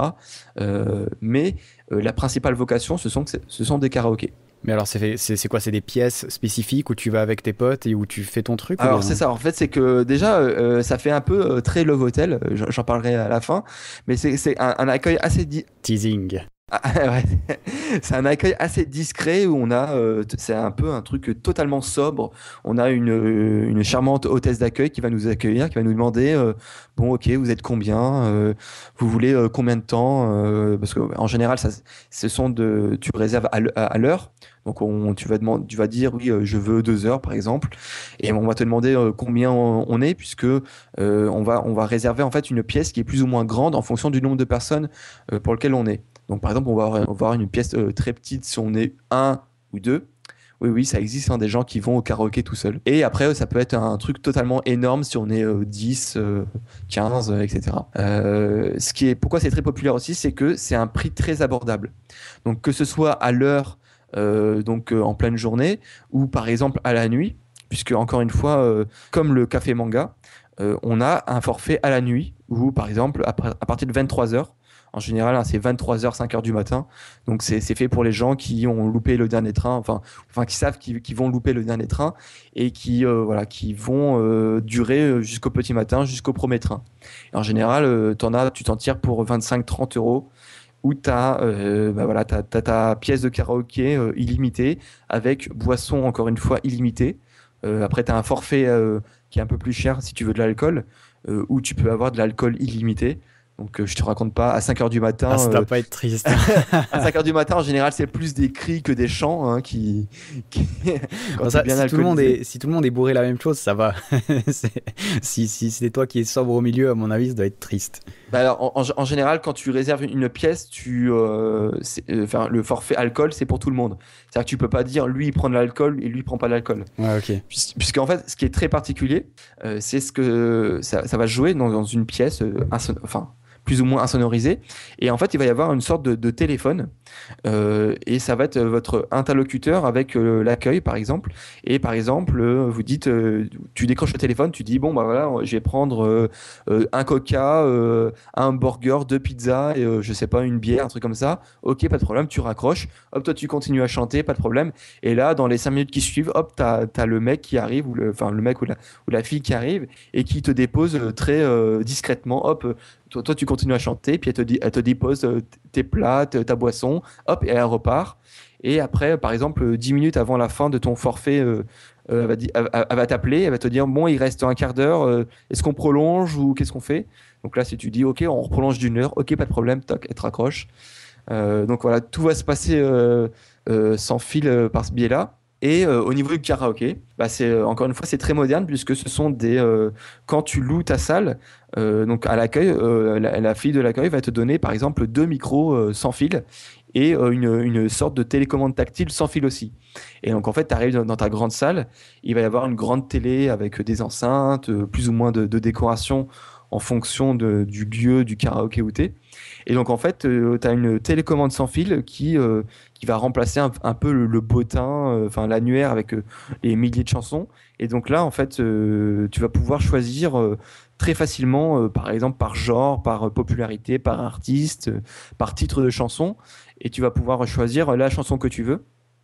Hop, tu la sélectionnes, ça rentre dans la pile des chansons à suivre, et après, hop, ça va s'enchaîner tout seul à l'écran, donc là, karaoké, donc après, tu vas pouvoir chanter à plusieurs.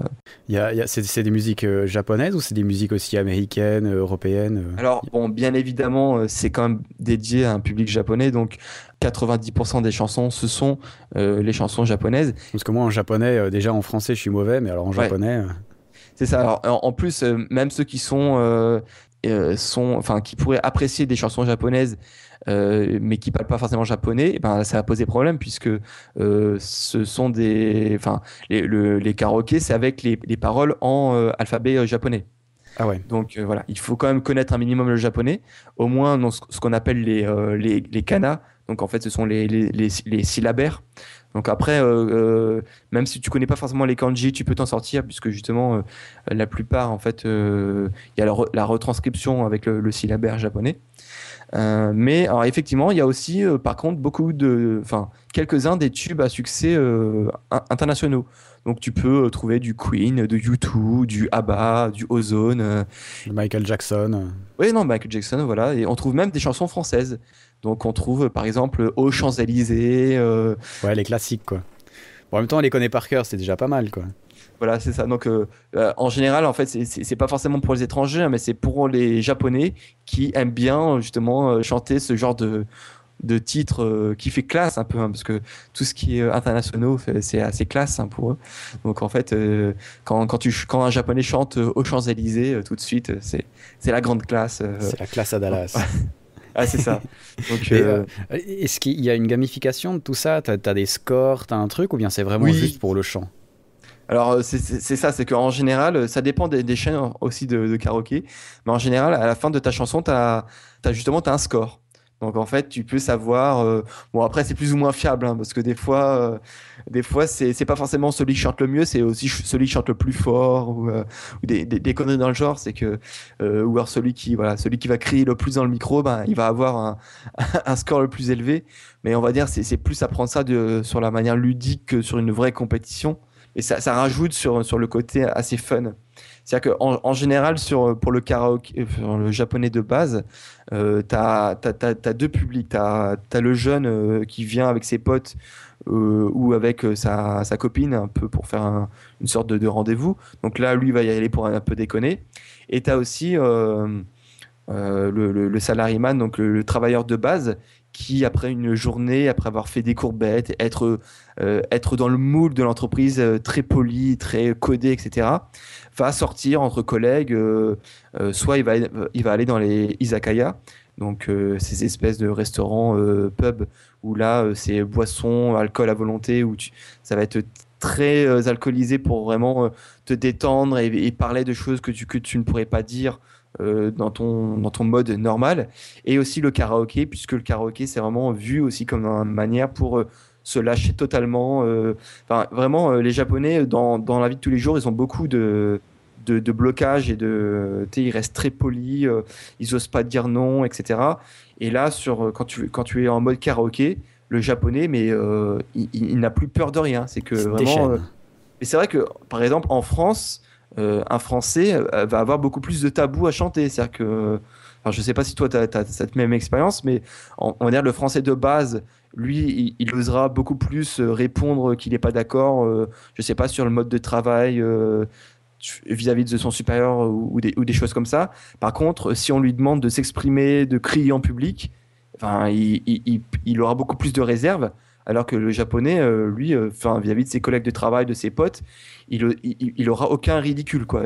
Voilà, il va crier, il va chanter, il va se mettre à genoux, voilà, il va se mettre vraiment minable. Et c'est vraiment. Donc c'est vrai que c'est deux modes de pensée assez différents. C'est étonnant. Nous, chez nous, je sais que les commerciaux qui vont souvent en Corée ramènent un peu les mêmes choses de Corée. Je discute avec des Coréens, c'est assez similaire sur certaines choses et notamment sur ça. Par exemple, quand on a des contrats à signer, alors toute la journée, on reste vraiment, comme tu dis, dans un cadre qui est très très réglementé. Et puis le soir, même quand on n'a pas signé le contrat, justement, ils vont chanter ensemble, boire ensemble, comme tu dis, ils se mettent assez dans un état très aléatoire. Oui. Et puis le lendemain, ils signent le contrat parce qu'il y a eu une dimension en plus. Et c'est ce que nous, par exemple... C'est ça. Et c'est ce que nous, les Suisses, on a de la peine à faire, notamment quand on va faire des choses là-bas. C'est que le gars nous propose d'aller faire du karaoké ou d'aller boire. On va dire, bah non, écoutez, parce que nous, il faut qu'on garde une image parfaite. Tu de vois. Suisse.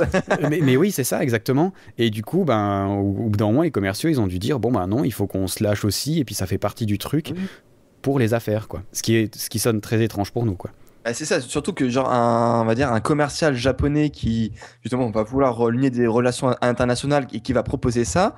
Enfin, je vais pas dire limite il va le prendre comme une insulte si c'est refusé, mais en fait il verra un peu quelque chose comme bah voilà, il y aura pas ce partage qui sera fait, du coup il y aura toujours une certaine distance qui voilà. Et tant que t'as pas partagé un verre dans un izakaya, un verre d'alcool ou un karaoké, ben justement tu n'es pas voilà, même dans le monde très sérieux du travail, hein, c'est que effectivement, il y a énormément d'anecdotes en fait, hein, pour ceux qui lisent beaucoup sur les anecdotes, par exemple sur les créations des jeux vidéo ou des mangas, enfin surtout dans les jeux vidéo, hein, parce que les mangas c'est plus un truc solo, mais dans les jeux vidéo, par exemple sur la création de la PlayStation, hein, qui est vraiment un truc connu de partout, etc.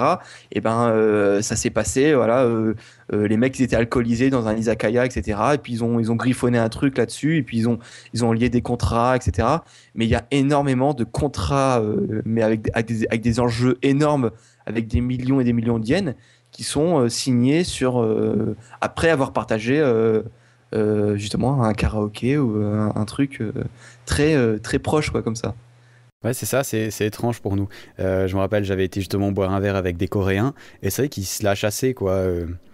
Dès qu'ils sont hors de ce système-là, ben, ils sont vraiment très cool, très ouverts, ils boivent du saké, c'est assez exceptionnel. C'est ça, ouais. Enfin, voilà, on peut effectivement extrapoler à toute la culture asiatique, pas forcément au Japon. Je pense que ça fonctionne à peu près pareil, hein. Je connais moins effectivement la Corée et la Chine, mais je pense que ça doit être plus ou moins la même chose dans cette relation, enfin voilà, vis-à-vis de l'international et qui change un peu par rapport à nous, quoi. C'est ça. Bon, ok, intéressant. Alors, on a fait le premier tiers du podcast. Youhou! C'est ça. Alors, on va faire un petit break, peut-être un petit peu moins sérieux sur les parcs d'attractions. Parce que c'est aussi, ben voilà, visiblement, il y en a quelques-uns au Japon. Alors, il y en a l'air d'avoir pas mal, même à Tokyo, il y en a quelques-uns. Lesquels on va faire quand on va là-bas? Alors, c'est vrai que nous, en fait, nous, on le voit plus, beaucoup moins en tout cas qu'au Japon. Le parc d'attractions, c'est plus un truc familial et un truc de touriste. En règle générale, on va dire 90% de la vision, c'est plus ça. Alors qu'au Japon, surtout le plus connu d'entre eux, donc pour pas le citer, un Disneyland, hein. Alors il y en a deux au Japon, un peu comme en France et puis aux États-Unis. Il y a le Disneyland Tokyo, donc le classique Mickey, Belle au bois dormant, avec la connotation romantique, etc. Et il y a le Disney Sea, donc qui lui est beaucoup plus intéressant, on va dire, pour un étranger qui vient visiter, puisqu'il est beaucoup plus original, parce qu'il est dédié en fait au monde de la mer, comme son nom l'indique, et qui va proposer beaucoup plus d'attractions liées à tout cet environnement maritime. Alors qu'en fait, Disneyland Tokyo, bah, c'est le Disneyland Paris, c'est le Disneyland Miami ou les trucs comme ça. Enfin, il y a pas beaucoup d'originalité là-dessus. Et là, en fait, où il y a une grosse connotation au Japon et qu'on n'a pas forcément en France, c'est que et qui étonne beaucoup l'occidental moyen. Si tu fais une interview en fait à des jeunes japonais, tu leur dis quel est votre rendez-vous rêvé, le premier lieu où vous voulez que votre copain vous amène, par exemple. Elle va répondre sans hésiter, mais vraiment sans hésiter à 90% Disneyland. Et c'est vrai que, on va dire, une grosse partie des visiteurs japonais de Disneyland, ce sont des couples qui vont venir pour la première fois. C'est-à-dire que le premier le premier rendez-vous d'un couple japonais, ça va être Disneyland. C'est le summum en fait du romantique. C'est-à-dire que emmener sa copine à Disneyland, t'as tout compris à la vie, quoi. Si tu veux être un mec mais qui est vraiment qui est un lover, etc. Tu l'amènes à Disneyland. Ah, c'est mignon, c'est mignon.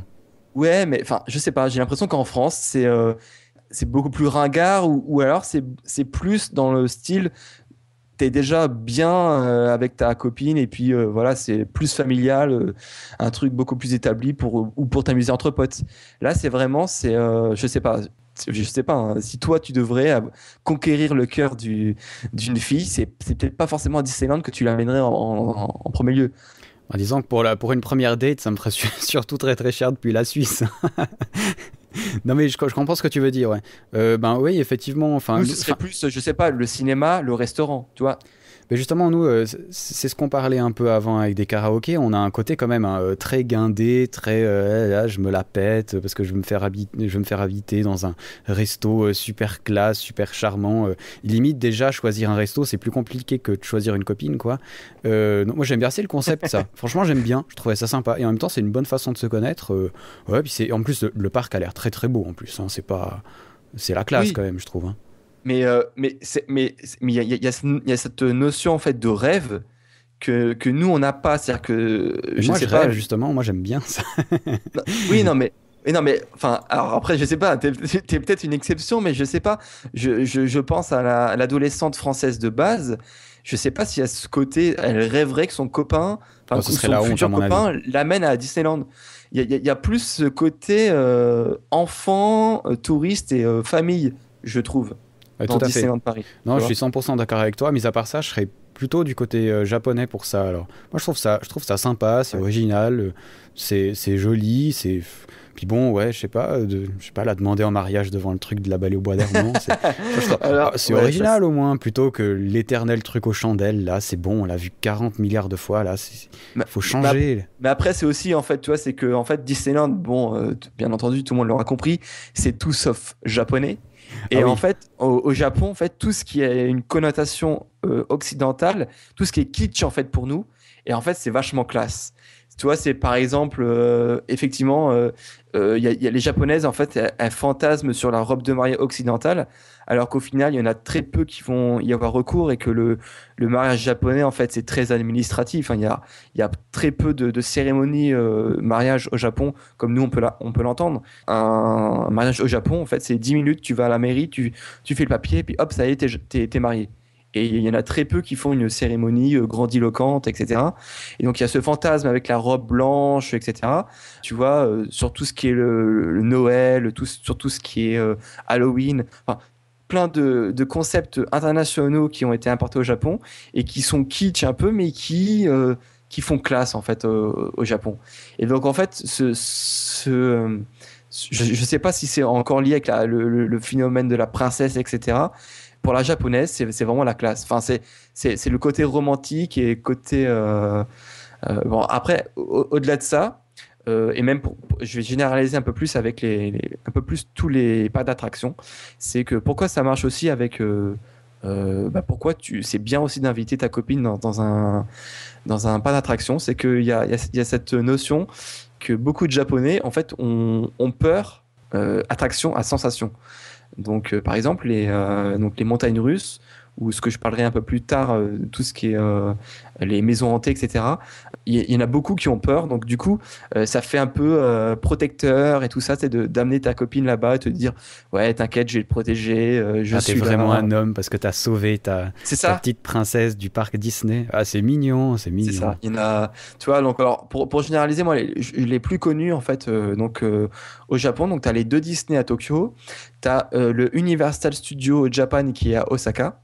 Donc là, c'est un peu plus loin, mais donc en fait, c'est l'équivalent donc de l'Universal Studio qui est à Hollywood, donc à Los Angeles, qui ressemble un peu à celui qu'on a à Paris, le deuxième parc en fait, qui a été ouvert à Paris. Donc là, qui est plus lié en fait au monde du cinéma, vraiment. Ouais. Du cinéma, c'est ça en fait. Donc avec l'envers du décor du cinéma, etc. C'est assez fun, hein, effectivement, mais ça ressemble effectivement beaucoup à ceux qui ont déjà vu un Universal Studio autre. Après, il y a un parc d'attractions qui est très accessible puisqu'il est en plein centre de Tokyo, qui est juste autour du Tokyo Dome, qui s'appelle l'Aqua. Alors malheureusement, il y a eu beaucoup de fermetures depuis quelques années parce qu'il y a eu en fait quelques morts. Malheureusement. Alors en fait, les Japonais ils sont très à cheval sur la sécurité, donc en fait, même l'année dernière quand j'y étais, en fait, une des attractions qui était le plus intéressante, elle avait toujours pas été rouverte puisque je pense qu'ils étaient toujours en train de faire des audits sur la sécurité ou sur je sais pas quoi. Donc malheureusement, mais sinon il y a d'autres attractions qui sont toujours ouvertes, donc ça peut être intéressant si vous n'avez pas trop les moyens, puisque en fait là, ça vous coûtera pas très cher d'y aller et il n'y a pas de prix d'entrée. Donc en fait, vous achetez votre ticket à l'attraction. Donc un peu comme une fête foraine, hein, j'ai envie de dire. Donc là, ça peut valoir le coup si vous allez faire un tour du côté du Tokyo Dome. Ça a l'air assez impressionnant quand même, hein. Entre les bâtiments là. C'est ça, en fait, il y a notamment en fait, celui qui s'appelle le Thunder Dolphin, qui est une montagne russe qui est en fait le parcours en fait, du rail passe en plein milieu d'un immeuble. Donc en fait, il faut vous faire l'image. Il y a un immeuble où il y a des bureaux, etc. Et dans l'immeuble, il y a un trou et il y a le rail de la montagne russe qui passe en plein milieu de l'immeuble. Non, c'est assez impressionnant, hein. C'est magnifique, hein. Franchement. C'est assez impressionnant. Et il est assez fun. Donc c'est notamment celui-là qui... enfin, c'est pas sur celui-là qu'il y avait eu le mort, mais en fait, toutes les attractions un peu à sensation, ils avaient été fermées suite à cet accident en 2011, je crois. Mais par contre, moi, mon préféré, qui s'appelle le Fuji Q Island, et qui est en fait tout simplement, pourquoi il s'appelle Fuji Q Island, c'est qu'il est au pied du mont Fuji, et qui est mon préféré, et qui est un des... Enfin, lui, sa spécialité, c'est qu'il s'est basé sur les meilleures attractions avec les records du monde sur tout ce qui était attraction à sensation. Alors, répète juste le nom. Alors, il s'appelle le Fuji, donc comme le mont Fuji. Ouais. Q, donc en fait, c'est la lettre Q, et Ouais. Island, donc le mot anglais Island, H-I-G-H-L-A-N-D. Et qui est donc se situe dans la ville de Yamanashi, donc et on a une superbe vue quand le temps est dégagé sur le mont Fuji.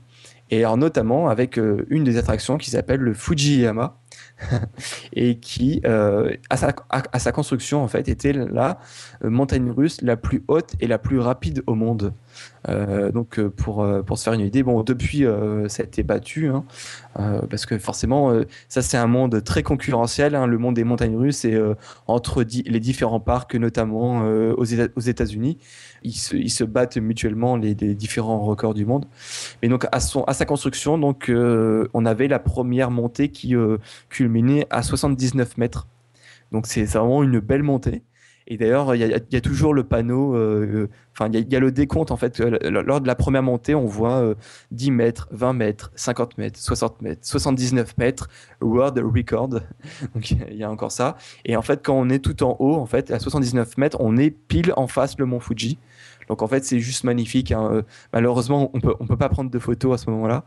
Mais je pense que vous en prenez plein les yeux.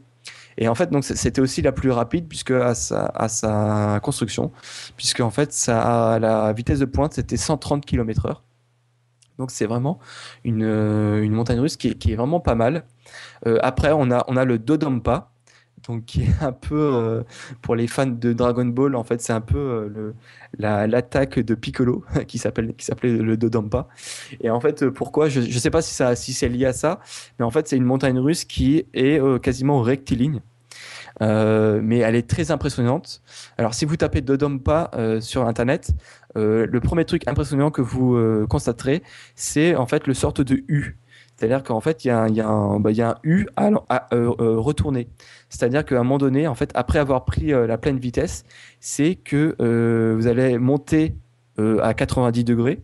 Donc vraiment parallèlement, enfin perpendiculairement au sol. Et après, il y a une sorte de airtime, c'est-à-dire qu'il y a une sorte de moment quand vous allez quand vous êtes au sommet du U, vous allez avoir la sensation de flotter véritablement. Et après, vous allez redescendre l'autre pente du U, du coup aussi à 90 degrés par rapport au sol. Donc c'est assez impressionnant les photos quand vous les regardez. Après, autant vous le dire, tellement ça va vite, vous en apercevez même pas que vous êtes à 90 degrés. Alors pourquoi cette montagne russe est impressionnante? C'est que ça a toujours l'accélération la plus violente au monde. Pour vous donner une idée, c'est que en moins de 2 secondes, vous passez de 0 à 180 km/h. C'est assez impressionnant. A priori, vous prenez 4,3 G. C'est pas la montagne russe où vous pouvez faire les malins en vous penchant en avant, en levant les bras, etc. Puisque vous êtes littéralement mais scotché au siège. C'est-à-dire que dès que ça démarre, tu vois, c'est un peu, je sais pas si tu as fait Space Mountain, mais Space Mountain, ça essaie de faire cette sensation, tu sais, quand ça décolle, vous allez décoller pour la Lune avec 3, 2, 1 et puis tu décolles et puis genre t'es collé au siège. Sauf que dans les faits, en fait, ça va pas du tout à cette vitesse-là. J'ai déjà fait mieux que ça à Paris, hein. Mais là, je vois les vidéos, mais c'est impressionnant, hein, franchement. Ouais. Moi, c'est pareil. Je pense, effectivement, moi, il y a certaines vidéos YouTube, je pense, qui rendent assez bien la vitesse. Et mais c'est impressionnant, c'est-à-dire que c'est pas une montagne russe. Justement, le tracé, c'est tout droit. T'as le U et après tout droit. Mais tu te prends tellement dans la face que c'est vraiment impressionnant. C'est vraiment impressionnant. Voilà, donc ils se sont spécialisés là-dedans. Après, dernièrement, ils ont fait aussi ce qu'on s'appelle le Eejanaika. Pour moi, c'est tout simplement la meilleure montagne russe du parc et la meilleure montagne russe que j'ai pu faire de toute ma vie. Et c'est la plus haute montagne russe quadridimensionnelle au monde et qui a également le plus d'inversions au monde. Alors, qu'est-ce que ça veut dire quadridimensionnel?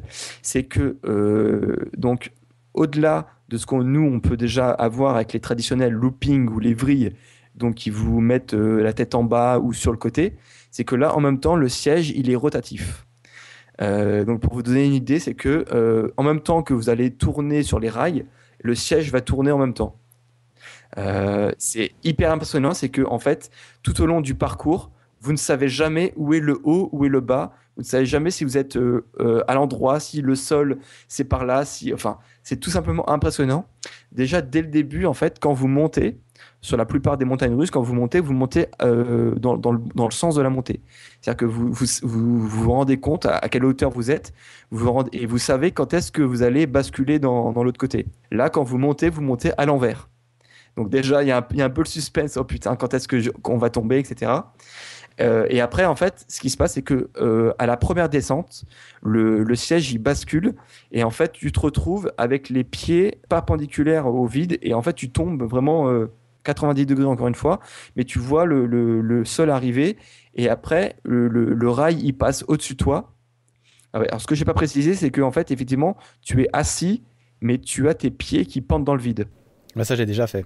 Ouais, alors ça c'est impressionnant aussi, c'est que donc du coup, après la première descente, tu as les rails qui est au-dessus de toi et donc tu frôles le sol. Tu penses, tu as l'impression que tu vas toucher le sol tellement que tu es près du sol, et d'ailleurs c'est une des rares montagnes russes où tu as une limite de taille minimale, mais tu as aussi une limite de taille maximale. Sinon, t'as les pieds qui traînent. Non, mais au final, je sais pas si, ça doit être ça, mais au final, voilà, c'est ça. C'est que je crois que tu es plus de Alors, je sais plus exactement, mais je pense que donc les grands occidentaux sont un peu dans la merde. Je crois qu'au-delà d'1m90, un truc comme ça, tu peux pas. Ah, ça va, je peux y aller, c'est bon. Non, mais voilà, je sais plus exactement, c'est indiqué sur le site, mais c'est un peu dommage, mais on a vraiment des sensations juste énormes. Après, il y en a un dernier qui est le plus récent ouvert, qui s'appelle le Takashiba. Celui-là, je ne l'ai pas testé, mais alors, a priori, c'est la montagne russe qui est la chute la plus raide du monde. Alors, je vous ai parlé déjà de la chute à 90 degrés. Ça, on peut à peu près s'imaginer. C'est-à-dire que vous chutez vraiment, mais perpendiculairement au sol. Là, il faut s'imaginer que le Takashiba, c'est une chute à 121 degrés. C'est-à-dire que vous, quand vous êtes au sommet de la pente, vous ne voyez même pas les rails en fait qui descendent, puisque les rails ils se rétractent vers l'intérieur de la boucle. Enfin, c'est tout simplement hallucinant. Je pense, là encore une fois, les images parlent d'elles-mêmes.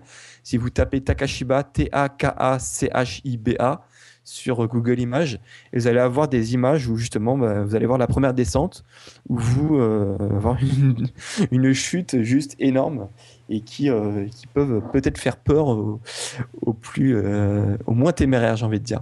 Ah ouais, tu m'étonnes. Et c'est même pas la première descente en fait. Tu commences avec un looping. Ouais, c'est ça, ouais. Ouais, Donc, c'est étonnant ça. Hein. Et ce qui est assez impressionnant, c'est que il y a beaucoup de Japonais qui flippent. Bon, ça, bien entendu, celui-là, ça peut même faire flipper des Occidentaux, mais même la simple montagne russe, genre le Fujiyama. Fujiyama, c'est une montagne russe traditionnelle, c'est-à-dire que c'est juste des descentes, des tournants, etc. Ça va vite, mais il n'y a pas de looping, il n'y a pas de vrille, il n'y a pas de siège rotatif, etc. Mais rien que ça, il y a beaucoup de Japonais qui sont assez mal à l'aise avec ça. Et pourtant, c'est eux qui inventent des montagnes russes qui battent tous ces records-là. Et le paradoxe atteint son sommet avec les maisons hantées. Ouais, alors raconte-nous ça aussi. Et en fait, il y a une relation assez particulière des Japonais avec l'horreur et l'angoisse. Alors déjà, je pense que vous êtes au courant que le cinéma japonais est quand même connu mondialement pour ce genre, donc avec les films genre Ring, Darkwater, etc. C'est-à-dire qu'eux, ils font une sorte de cinéma d'horreur, pas gore à l'américaine, mais un peu tout basé sur les esprits, les fantômes, un peu l'angoisse non vue, non réelle. Un peu comme la SF il y a quelques années chez nous, quoi. Ouais. Mais en fait, les Japonais, c'est aussi lié à leur religion et tout ça. En fait, hein. Ils sont beaucoup plus dans le spiritualisme que nous. Ils sont beaucoup plus. Je pense que si on fait un sondage générique sur les différentes civilisations, il y a plus de Japonais qui croient aux fantômes, aux esprits que les Occidentaux. Je pense que nous, on est beaucoup plus terre à terre. Surtout les Suisses, hein, peut-être, hein, je sais pas, mais enfin, nous on est plus, c'est vrai, pragmatique avec cette question d'esprit que les Japonais. Il y a énormément de Japonais qui ont peur des esprits et qui flippent là-dessus. Et pour autant, en fait, ils sont habitués dès petits, en fait, avec tout ce qui est maison hantée, parce que c'est vraiment assez populaire, que ce soit dans les fêtes scolaires. Donc, par exemple, tous les ans, en fait, toutes les écoles, les collèges et lycées, ils organisent des fêtes scolaires dans leur, un peu comme les kermesses, sauf que dans ces kermesses-là, ils font, les élèves fabriquent des sortes de maisons hantées. Et c'est populaire puisque voilà, il y en a beaucoup qui s'y essaient en couple, pas en couple, etc. Et pour autant, malgré tout, il y a énormément aussi d'émissions à la télé qui retranscrivent, par exemple, ils envoient des célébrités dans des maisons hantées. Donc on voit les célébrités qui flippent, qui crient, etc. Donc ils sont habitués au sujet et pour autant, ils ont toujours une trouille mais énorme et enfin totalement irrationnel. C'est-à-dire que moi, j'ai parlé avec énormément de Japonais, mais que ce soit les enfants, que ce soit des adultes, que ce soit des hommes, des femmes, ils ont tous une peur assez énorme. J'en parlerai d'ailleurs peut-être après avec certains types de restaurants qui existent, mais c'est vraiment irrationnel dans le style. C'est-à-dire que pour nous, donc par exemple, les maisons hantées, quand nous on y va, voilà, on se prend en jeu, on crie, oh mon Dieu, il y a un esprit, on court, tout ça. Mais on sent qu'en fait que les Japonais, eux, c'est pas pour plaisanter, hein. Ils ont vraiment peur. Et donc particulièrement, donc au Fuji-Q, ils ont la plus grande maison hantée du Japon. Ouais, alors juste une question, c'est des maisons, c'est des, entre guillemets, des vraies maisons hantées où il y a eu des histoires et tout, ou c'est du fake à 100% comme on va au Europa Park chez nous ou à Disney Ouais. par exemple? Alors en fait, il y en a effectivement, c'est du fake, hein, c'est du construit. Mais ce qui est intéressant au Fuji-Q Island, c'est que ce qui est intéressant, d'ailleurs très intéressant même, c'est que c'était un ancien vrai hôpital Ouais. qui a été désaffecté et qu'ils ont réaménagé pour en faire En fait, ils l'appellent vraiment l'hôpital hanté. Ouais, donc il y a un peu un côté, ouais. Pour les Japonais et même dans le réel, il y a vraiment eu des morts dedans. Il y a pu avoir des expériences un peu bizarres, tu vois, si on extrapole et tout ça. Et donc du coup, alors ce qui est intéressant, donc du coup, c'était un vrai hôpital et qui est vraiment énorme. Il y a plusieurs étages, il y a plein de salles. Pour poser un peu le décor, c'est que quand vous rentrez dans cet hôpital hanté, donc il y a déjà il y a plusieurs phases. Première phase, on vous explique un peu les consignes. Donc on vous dit, bon, bien évidemment, c'est un hôpital hanté. Il ne faut pas taper les méchants, enfin les monstres, etc. Entre parenthèses, ce sont des vrais acteurs. Ce qui est intéressant, c'est que effectivement, comparé à beaucoup de nos maisons hantées à nous, où ce sont des mécanismes en fait. Hein. Ouais, Voilà, c'est ça. l'animatronique, ouais. Là, ce sont des vrais acteurs qui jouent le rôle de zombies, des trucs comme ça. Et après, en fait, on vous passe un film. Donc, en fait, les films, ils changent en fonction des années, hein, puisque moi, j'ai été 3 fois et j'ai pas vu 3 fois le même film. Donc, par exemple, on vous explique c'était un vrai hôpital, il y a eu des expériences qu'un docteur fou qui a commencé à faire du charcutage sur des patients, etc. Ou des trucs comme ça. Ou par exemple, un autre film, c'était voici ce qui s'est passé avec les précédents visiteurs qui sont passés. Et là, donc, on a une sorte de film à la Blair Witch où on a une caméra portée, et puis là, du coup, il y a des esprits, et on voit des visiteurs qui disparaissent avec des cris, etc. Et là, d'un coup, hop, le film s'arrête et on vous dit, et voilà, et maintenant, c'est à votre tour d'y aller. Donc là, déjà, tu es bien dans l'ambiance. Ensuite, en fait, ce qui est intéressant, c'est qu'on se sépare en plusieurs petits groupes. Donc, par exemple, si tu es en groupe avec 4 potes, donc on va attendre, on va espacer les différents groupes, et là, on va passer à 4 et on va confier une lampe torche. Donc là, on a une seule lampe torche par groupe. Donc du coup, ça met aussi un peu l'ambiance puisque c'est forcément Ok, ouais. le premier, celui qui entame la marche, qui va éclairer un peu les différents espaces. Et donc celui qui est derrière, par exemple, lui, soit il voit rien, soit t'es obligé de coller le mec de devant. Donc là, on est vraiment dans l'ambiance où on avance petit à petit, à petits pas. T'as le mec de derrière, vas-y, éclaire ce côté-là, j'ai vu un truc bouger, un truc comme ça. Donc là, de temps Ouais, en ok, temps, ça doit être flippant, ça doit être Ouais. flippant, je suis d'accord. c'est assez flippant parce que tu sais, en plus de temps en temps, donc tu vois je sais pas, des brancards, tu vois des lits d'hôpitaux, tu vois par contre là pour le coup des faux mannequins avec des anciens patients morts avec du sang partout, etc. De temps en temps, tu vois un peu des trucs qui bougent et après de temps en temps, effectivement, tu as des vrais patients ou zombies, je sais pas quoi, qui sortent et qui te font énormément peur et qui commencent à te pourchasser. Donc toi, forcément, tu cours. Donc, tu sais, dans la plupart des attractions, on dit il ne faut pas courir, etc. Là, effectivement, tu es incité à courir. C'est-à-dire que les couloirs sont assez longs, larges. Et effectivement, dès que tu vois un truc comme ça, mais tu commences à flipper, à courir. Et donc là, tu as le mec à la lampe torche, il prend 10 mètres d'avance. Toi, tu te retrouves dans le noir. C'est vraiment assez flippant. Et ce qui est bien, c'est que contrairement à la plupart des autres attractions montagnes russes et toutes les autres, c'est que c'est une attraction qui dure longtemps. T'en as pour ton argent. C'est au bas mot, entre le moment où tu rentres et le moment où tu sors, tu passes 40 minutes.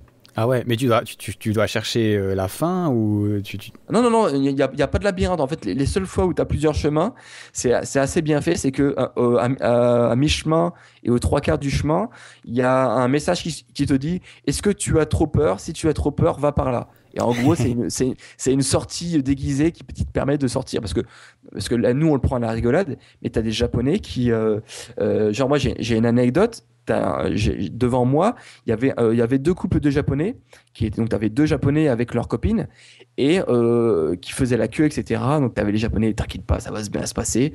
Mais tu voyais déjà les Japonaises qui étaient pas trop rassurées. Et juste quand on rentre dedans, après le film, donc après la première phase, juste avant qu'on rentre dedans, là tu as les Japonaises qui ont fait un blocage, mais blocage réel. Et elles ne pouvaient plus. T'avais leurs copains, allez, viens. Non, c'était impossible. Et donc finalement, t'as les deux copains, ils sont partis faire l'attraction sans elle. Et tu voyais les copines, elles étaient scotchées sur place, elles ne pouvaient plus bouger. Et tu voyais vraiment la peur dans leurs yeux. Donc c'est vraiment, il y a une autre vision du truc. Donc tu vois, nous à chaque fois on prend ça à la rigolade, on crie effectivement pour être dans l'ambiance, on court, etc. Mais on voit vraiment. Alors, et ce qui est aussi intéressant, deux trucs avant de conclure, c'est que la deuxième phase du parcours, on te confisque ta lampe torche. Donc ça, c'est assez pas mal puisque tu rentres un peu plus encore dans l'ambiance. Donc déjà la première phase, tu flippais un peu parce que tu voyais pas toute la salle. Le dernier quart du parcours, hop, tu n'as plus de lampe torche, tu es totalement dans le noir. Donc là, je peux te dire que tu avances vraiment petit à petit, ou au contraire, tu flippes, tu cours à fond. Et le truc intéressant, c'est que la dernière ligne droite, en fait, la sortie de l'attraction, c'est pile en face la file d'attente pour les gens qui vont rentrer. Donc en fait, au fur et à mesure que toi, tu fais la queue pour rentrer, tu vois des gens sortir en courant et en transe. Et tu vois vraiment les gens qui ont peur. C'est-à-dire que moi, j'avais diffusé sur les réseaux sociaux une vidéo que j'avais filmée d'un groupe de Japonais qui couraient en criant. Et t'en avais un des Japonais qui, une fois sorti dehors, à l'extérieur, qui est tombé à genoux et qui est en train de flipper, limite en train de pleurer. Et t'avais ses potes qui étaient en train de le relever en disant « Mais t'inquiète, c'est bon, c'est fini. » Et le mec, il avait tellement peur que ses jambes en fait n'arrivaient plus à le porter. Et c'est hyper impressionnant de voir ça. Donc déjà toi tu te mets dans l'ambiance en te disant ouh là là c'est bien, ça va être bon, etc. Mais c'est là aussi que tu te rends compte qu'il y a des gens qui c'est pas une attraction quoi. Il y a des gens ils jouent leur vie dedans quoi. Ils sont pas du tout rassurés. Et c'est vraiment impressionnant quoi. Je sais pas si toi t'as déjà eu ce genre de, je sais pas si à l'étranger ça existe vraiment ce type de. Bah écoute, j'en sais rien. Je sais pas. En Suisse, j'en sais rien en fait. Je crois qu'on. Est-ce que justement on prend pas ces trucs-là un peu au sérieux justement chez nous aussi parce que chez nous les maisons hantées c'est plutôt des endroits qui sont abandonnés où il y a personne, où on n'y va jamais. Où il y a eu des histoires, tu vois. Sinon dans les parcs d'attractions il y en a mais qui sont. Alors Europa Park il y en a, tu vois, mais. Ouais. Mais tu vois, celui de Disneyland par exemple à Paris, c'est un truc familial quoi. C'est vraiment un truc. Ouais, c'est plus pour rigoler, c'est comme. Ouais, c'est ça. Et sur ton siège, tu vois des petits fantômes, des petites animations, mais. Ouais, voilà, c'est très léger quoi. Non, mais encore une fois, c'est vraiment un truc culturel et donc toi, moi, est-ce que tu avais un autre truc à rajouter sur les parcs d'attractions ? Non, pas grand chose en fait. C'est très intéressant ce que tu dis. Bon, moi, j'aime bien les parcs d'attractions. Hein. Si j'allais au Japon, en tout cas, le truc au Mont Fuji, là, j'irais. Ah ouais. Sûr. Parce que ça a l'air vraiment énorme, quoi. La vue depuis le... Enfin, tu me diras, tout en haut, t'as pas tellement le temps d'apprécier, mais ça a vraiment l'air extrême, quoi. Franchement, magnifique, quoi. Mais voilà, c'est vraiment... il faut quand même aimer, j'ai envie de dire, si tu n'aimes pas tout ce qui est attraction à sensation, c'est pas forcément pour toi parce qu'il n'y a pas beaucoup d'attractions normales, entre guillemets. Mais voilà, pour moi, c'est vraiment le parc d'attraction que je conseille et qui regroupe un peu tout ce que j'aime. Parce que voilà, Disneyland, c'est sympa, tu le fais une fois, c'est sympa, mais je le referai pas.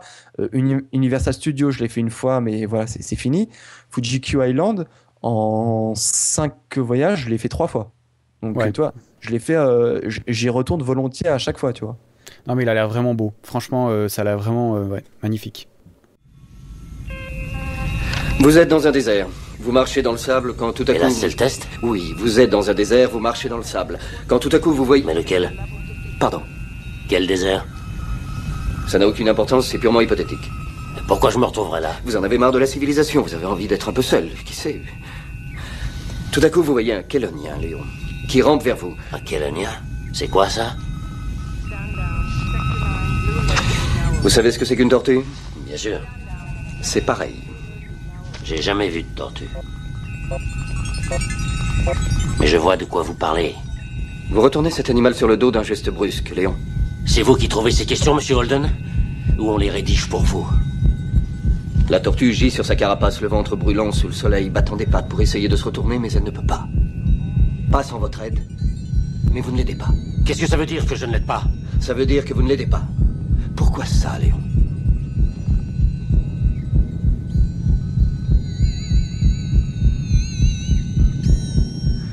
Ce sont juste des questions, Léon. Et pour répondre à la vôtre, oui, on les rédige pour moi. C'est un test fait pour provoquer une réponse émotionnelle. Est-ce qu'on peut continuer ? Et désolé pour cette fin un peu abrupte, comme je vous l'ai dit, on avait prévu de faire un seul podcast, mais j'ai trouvé que c'était trop long. En même temps, c'est pas si grave que ça vous tease un peu pour le prochain. Le prochain qui ne sera d'ailleurs pas dans 2 semaines, mais dans 1 mois, tout simplement pour pouvoir intercaler quelque chose au milieu pour ceux qui n'aiment pas trop le Japon. Et ce sera un épisode vraiment très spécial, une collaboration avec Mixcity, Voyage Cast. En invité, il y aura Romain de Trip 85, Aurélie de Curieuse Voyageuse, ma petite sœur et mon beau-frère. On a enregistré un pilote de débat sur le thème du voyage et le premier thème sera le retour du voyage. Qu'est-ce qu'il se passe quand on revient de voyage? Comment est-ce qu'on gère le stress, la situation, la réinsertion? Comment est-ce qu'on fait pour s'en sortir? Eh bien, j'espère que vous en apprendrez plus dans 2 semaines sur Voyage Cast. En tout cas, je remercie encore Misaki pour le temps qu'il a passé pour moi. N'oubliez pas d'aller écouter Yata ou Podcast 48. Vous en saurez un peu plus sur Podcast 48 dans le prochain épisode où on a parlé un peu des idols. J'espère que ça vous plaira. Pour ce qui est des films qui ont été utilisés dans la bande-son de Voyage Cast, eh bien le premier, vous l'aurez tous reconnu, c'est Toy Story. Alors pourquoi ? Tout simplement parce que la petite chanson, moi je l'aime beaucoup. Il parle de bizarre, étrange, voilà, je trouvais que ça allait bien pour le Japon. Et puis à un moment dans le film, Buzz et Woody se trouvent à Pizza Planet dans un UFO catcher dont on a parlé dans Voyage Cast. Donc finalement il y avait un rapport plus ou moins clair, je vous l'accorde, mais un rapport quand même. D'ailleurs, pour ceux qui aiment le cinéma d'animation, j'aimerais faire un petit plug pour nos amis de Plan B qui ont fait un podcast magnifique qui dure 3 heures, dommage pour ceux qui aiment les podcasts courts, vraiment hallucinant sur l'animation.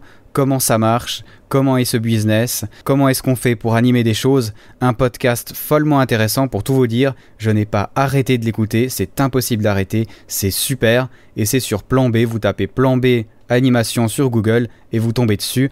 Vraiment, merci les gars pour ce podcast d'une grande qualité qui m'a appris énormément de choses sur l'animation et m'a donné envie de revoir Moi, Moche et Méchant, et je me suis bien marré. Le deuxième film qu'il y a sur Voyage Cast, vous l'aurez reconnu pour les puristes, j'espère que vous le reconnaîtrez, il s'agit de Blade Runner, le film préféré de mon papa, et un film préféré de beaucoup de, je sais pas si on peut les appeler des geeks, mais de ceux qui aiment la science-fiction, des vrais amateurs de science-fiction, et c'est le premier dialogue qu'il y a dans le film. Je vais pas trop vous la raconter, il y a des réplicants, il y a Harrison Ford, il y a de la pluie, il y a des néons et il y a des sushis, ce qui va très bien avec le Japon. Bref, un film qu'il faut absolument voir si vous ne l'avez pas vu. Pour ceux qui l'ont vu, je vous signale qu'il y a une version Blu-ray qui est passée il y a peu de temps, qui a une qualité absolument énorme. C'est vraiment magnifique de voir un film qui a été retraité de cette manière. La musique de Vangelis est toujours autant planante. Vraiment, courez l'acheter, mettez-le sur votre plasma et passez 2 heures de plaisir total. Je vais pas être plus long, mais comme je vous l'ai dit, dans 2 semaines, épisode de débat, un pilote avec la radio Mixcity. Je vous encourage à écouter, notamment pour que vous nous donniez des retours. Et puis dans 1 mois, on va retourner sur le Japon avec Misaki. Et là, on va vous parler des trucs. Alors si ce podcast-là, vous l'avez déjà trouvé bizarre, ça va être encore pire le prochain. On va vous parler des cafés et des bars où on se fait enfermer sans lumière quand on mange. On va vous parler des idols, des Ekibi 84. Ça, c'est pour Misaki, tu vois. Moi aussi, j'arrive à le dire en anglais avec un accent pourri, d'accord, mais j'arrive quand même. Et puis, on va parler des maid cafés. Je sais que vous allez écouter ce podcast, j'en suis absolument certain. Et puis, pour finir en beauté, on a fini sur les Love Hotels. Qu'est-ce que c'est ? Est-ce qu'on peut y aller ? Est-ce qu'on y va seul ou accompagné ? Ouais, un podcast vraiment chouette où les sujets trollesques sont légion. Je vous encourage à vous lâcher dans les commentaires déjà pour cet épisode. Voyage Cast au Japon, c'est fini, mais il fait beau dehors, c'est le temps d'aller faire des grillades et d'aller boire des bières avec vos potes. Alors, à la prochaine. Allez, à ciao, bonsoir.